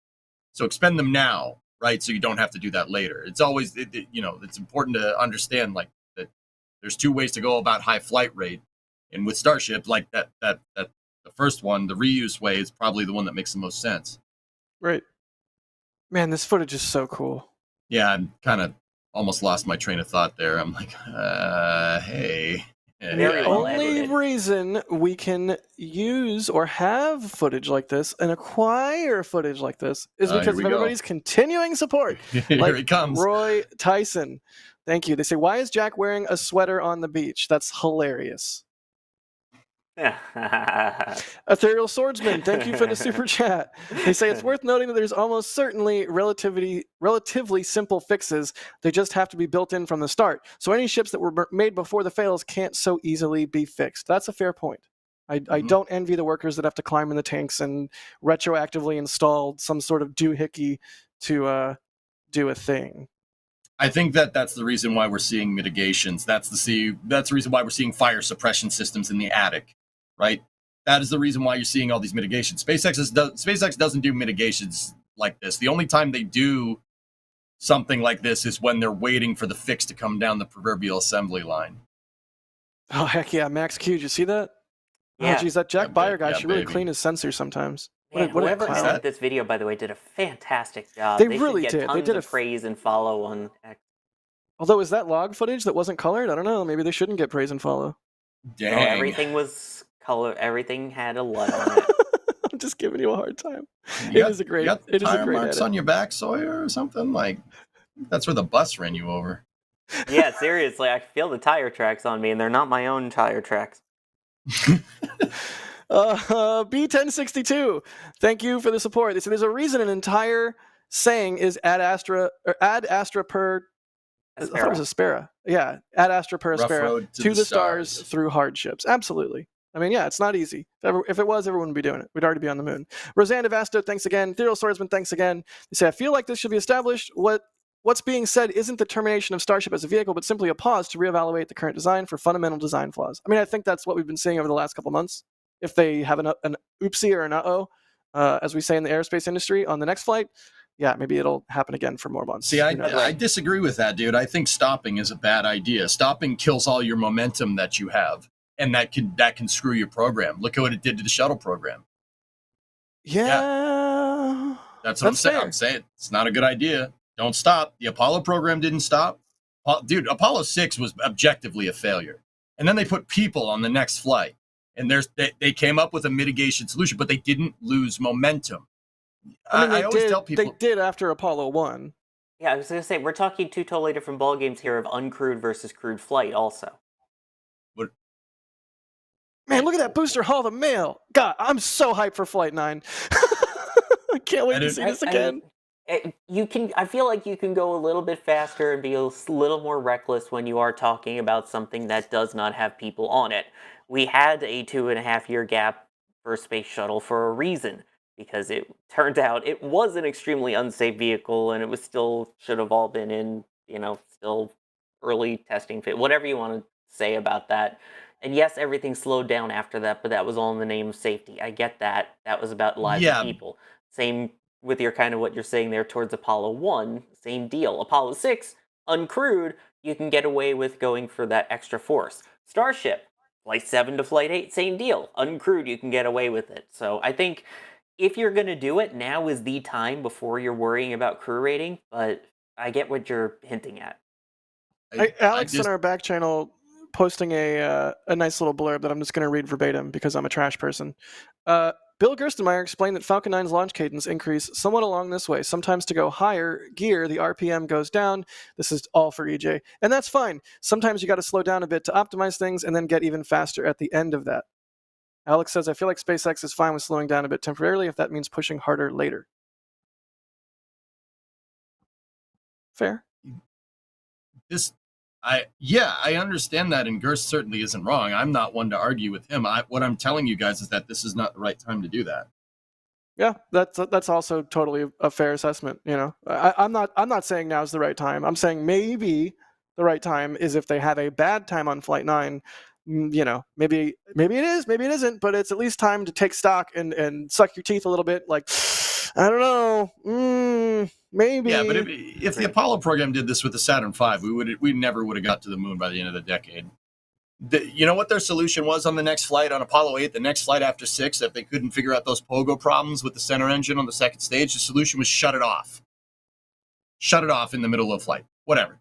Shut the dang thing off. That may actually be what we end up seeing the solution be on Starship. I mean, if you remember that last static fire, the RVACs did shut down 10, 15 seconds early, something like that? Yeah, Ethereal with the $5. It says, momentum doesn't help much if it's running you into a wall. But we don't know they're running into a wall. We don't know that. You don't even know that Flight 7 and 8 were the same problem. I don't understand. There's so much doom. So much doomering, man. Ryan, our back channel, saying the same thing with the RVACs happened on Ship 34, so ignore me. Elizabeth Hopner, 10 Red Team memberships gifted. Thank you so much, Elizabeth. Always see your name pop up as well. Steve, again with a super chat saying, Jack, what are you renting this time, and how did the 1200 millimeter lens work out? I like the 1200 a lot. This time, to be determined. I may or may not have spent, or I'm about to have spent many thousands of dollars on a new drone. So, it's a nice one. So I don't know about renting something for Flight 9. I think that money's already been allocated and then some, but we shall see. And Bideford gifting 10 Red Team memberships as well. Thank you, Bideford. Oh, there's the Danger Dune cam. This is my favorite. I love this one. Just looking up. The crazy shockwave at like engine ignition. Just, I love Super Heavy. It's the best. Beast mode. And guess Look what? at it. Just, We won't be getting this. yeah, no catch on 9. I mean, look at it this way. Maybe if they're doing some booster testing or what have you, it means we'll get extra spicy catches in the future. Eh? But these are nice catches. I like these catches. Yeah, but extra spicy. You go to the fast food joint and they're like, "Do you want regular or extra crispy?" Give me extra crispy. Dude, I'm a white guy from New Jersey. I don't do spicy. That's fair.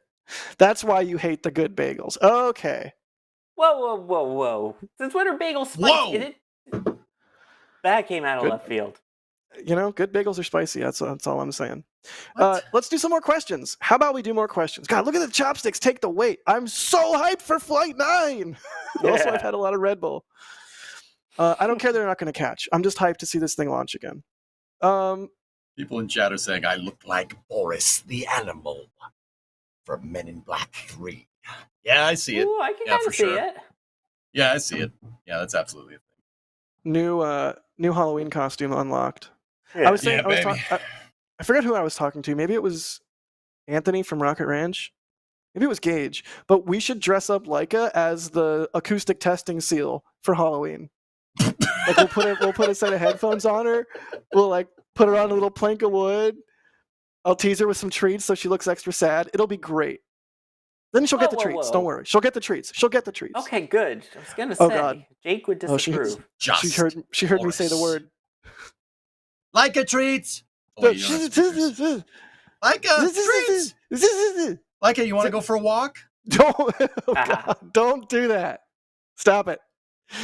More questions. Severin Fisher's asking if they really needed to, could they upgrade SN20 and fly it? Ship 20. Block 1s are reliable, right? It's not even a Block 1, bro, though. That's that's a good lawn ornament that they got sitting out there in the rocket garden. That's like a Space Shuttle Enterprise. It was good for original fit testing and things, but never made sense to convert it into an actual flight vehicle. Heck, they thought it was better to convert a structural test article into a space shuttle before converting actually Enterprise. So I feel like that's the same kind of comparison here, which, by the way, speaking of Enterprise, This Week in Spaceflight, hosted by Alicia on the Intrepid, coming up right after this. Whoa, look at you. in one breath, no less. Like he didn't even, all right, that's all right. Can you tell I used to be a TV producer that had to do transitions? Nope. Well, on the same note as that last question, Aiden's asking, what are they keeping Ship 20 for? It looks cool. Why not? Don't put it in their heads to get rid of it. Scrap it. Nothing is sacred. Let's go. Scrap it. No. S26. Stop it. I don't care. They scrapped SN15. Nothing is sacred. Just yeah. scrap it. It's taking up space. I will forever be mad about them scrapping 15. All the latecomer Starship fans who are like, oh, they scrapped Ship 26. It's like, bruh, did you even watch SN15 when it launched?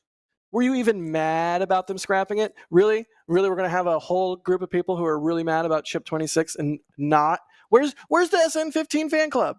Well, huh? I could say I didn't see SN11 launch. No one did. I kind of saw it launch. We didn't see it land. Yeah. I mean, I heard it.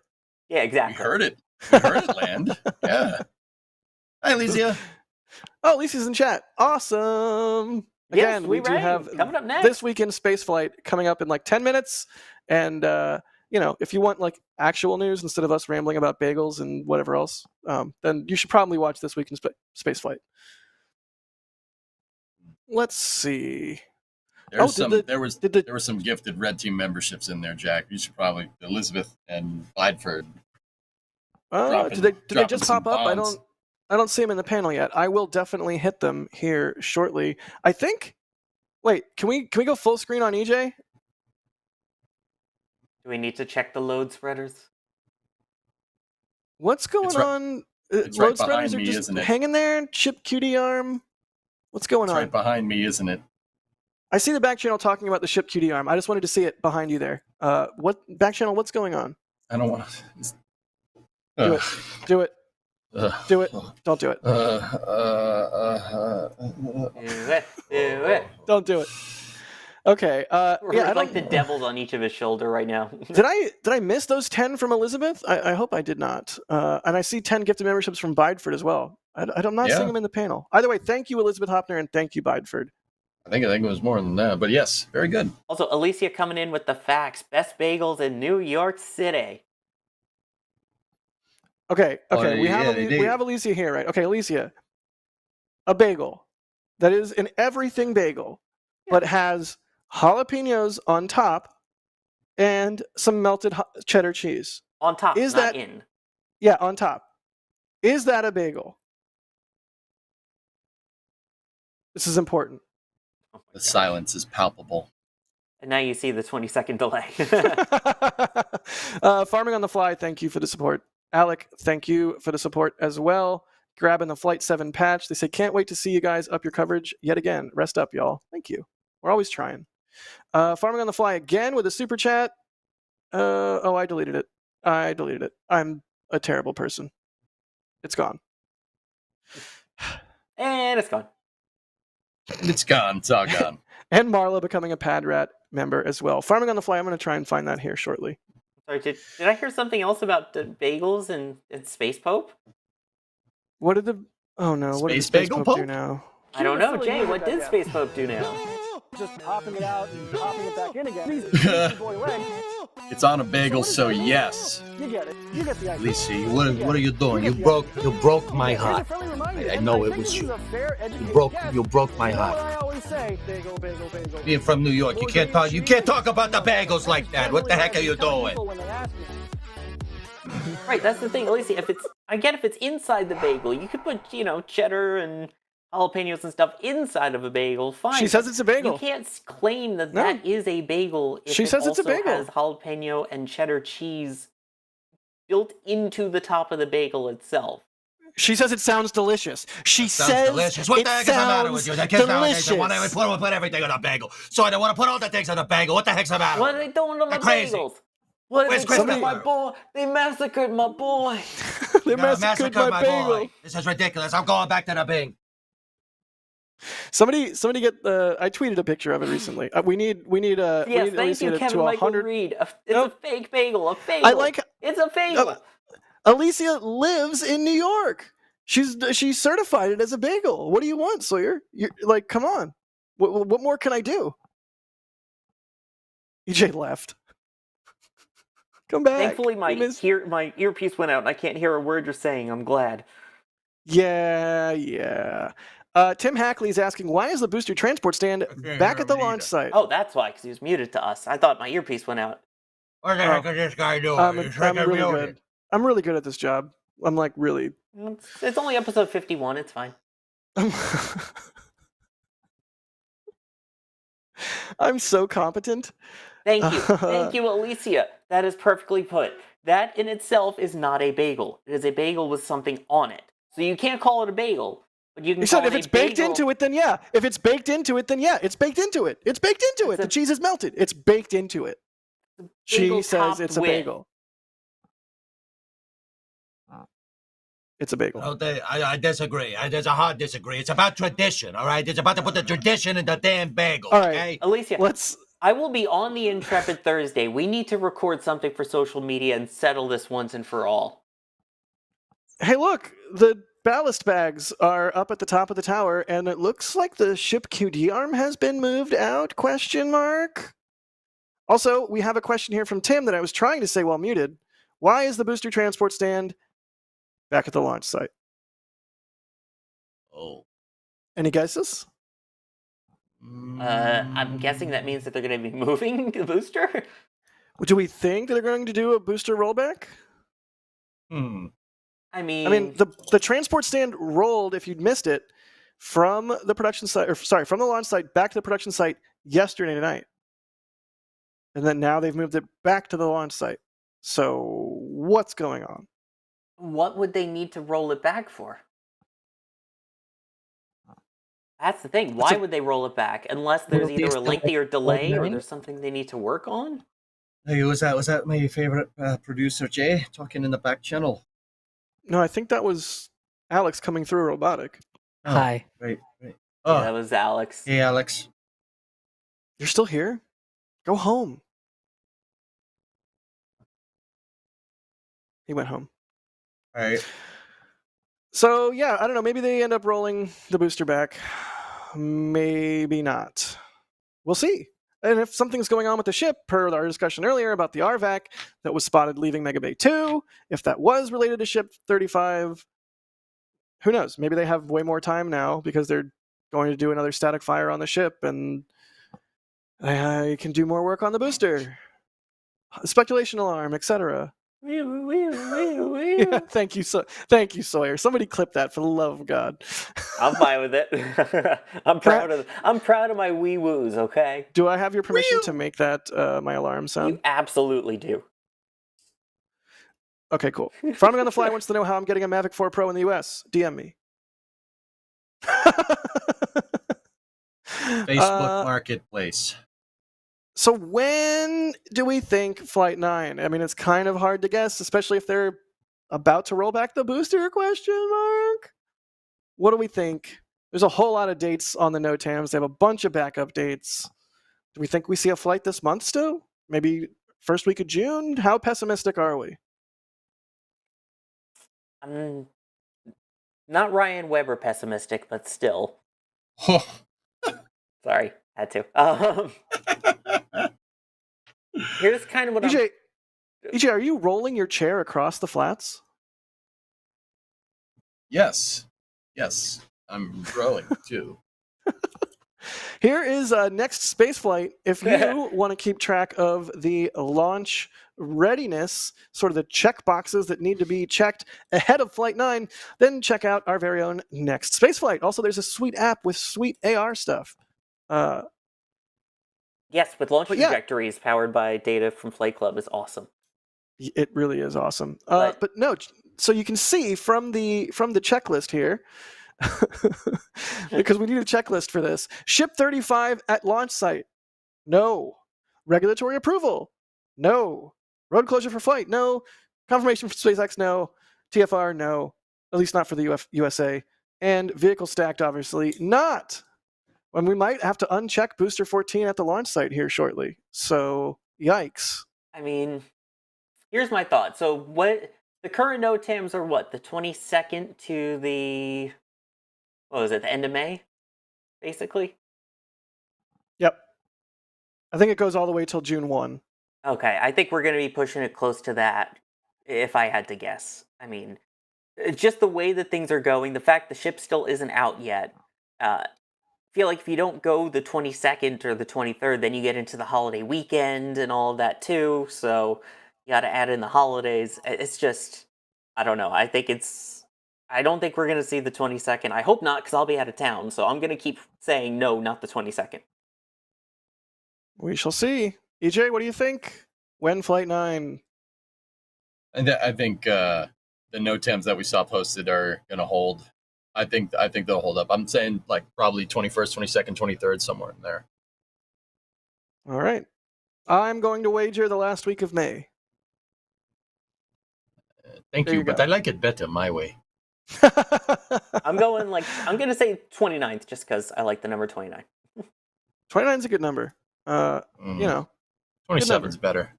27 is a good number. 27 is one of those numbers that pops up everywhere. Once you start seeing 27, you can't unsee it. I've been seeing it since high school. 27 follows me as a number everywhere. It's weird. So, of course, 27th it is. There we go.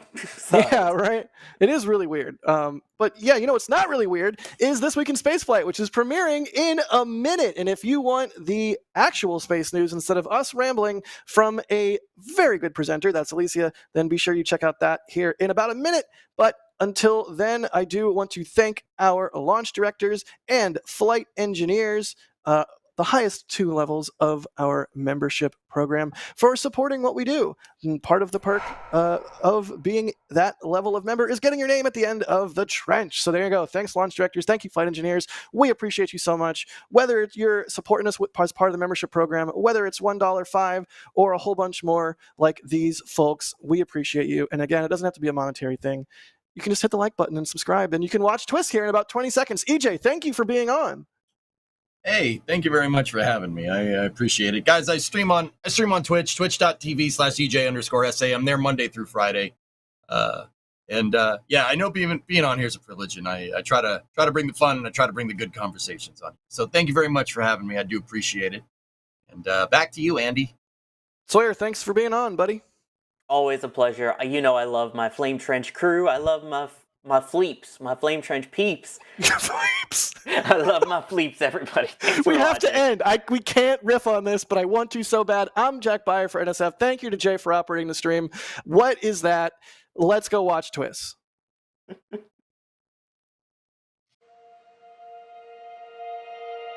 And here we go.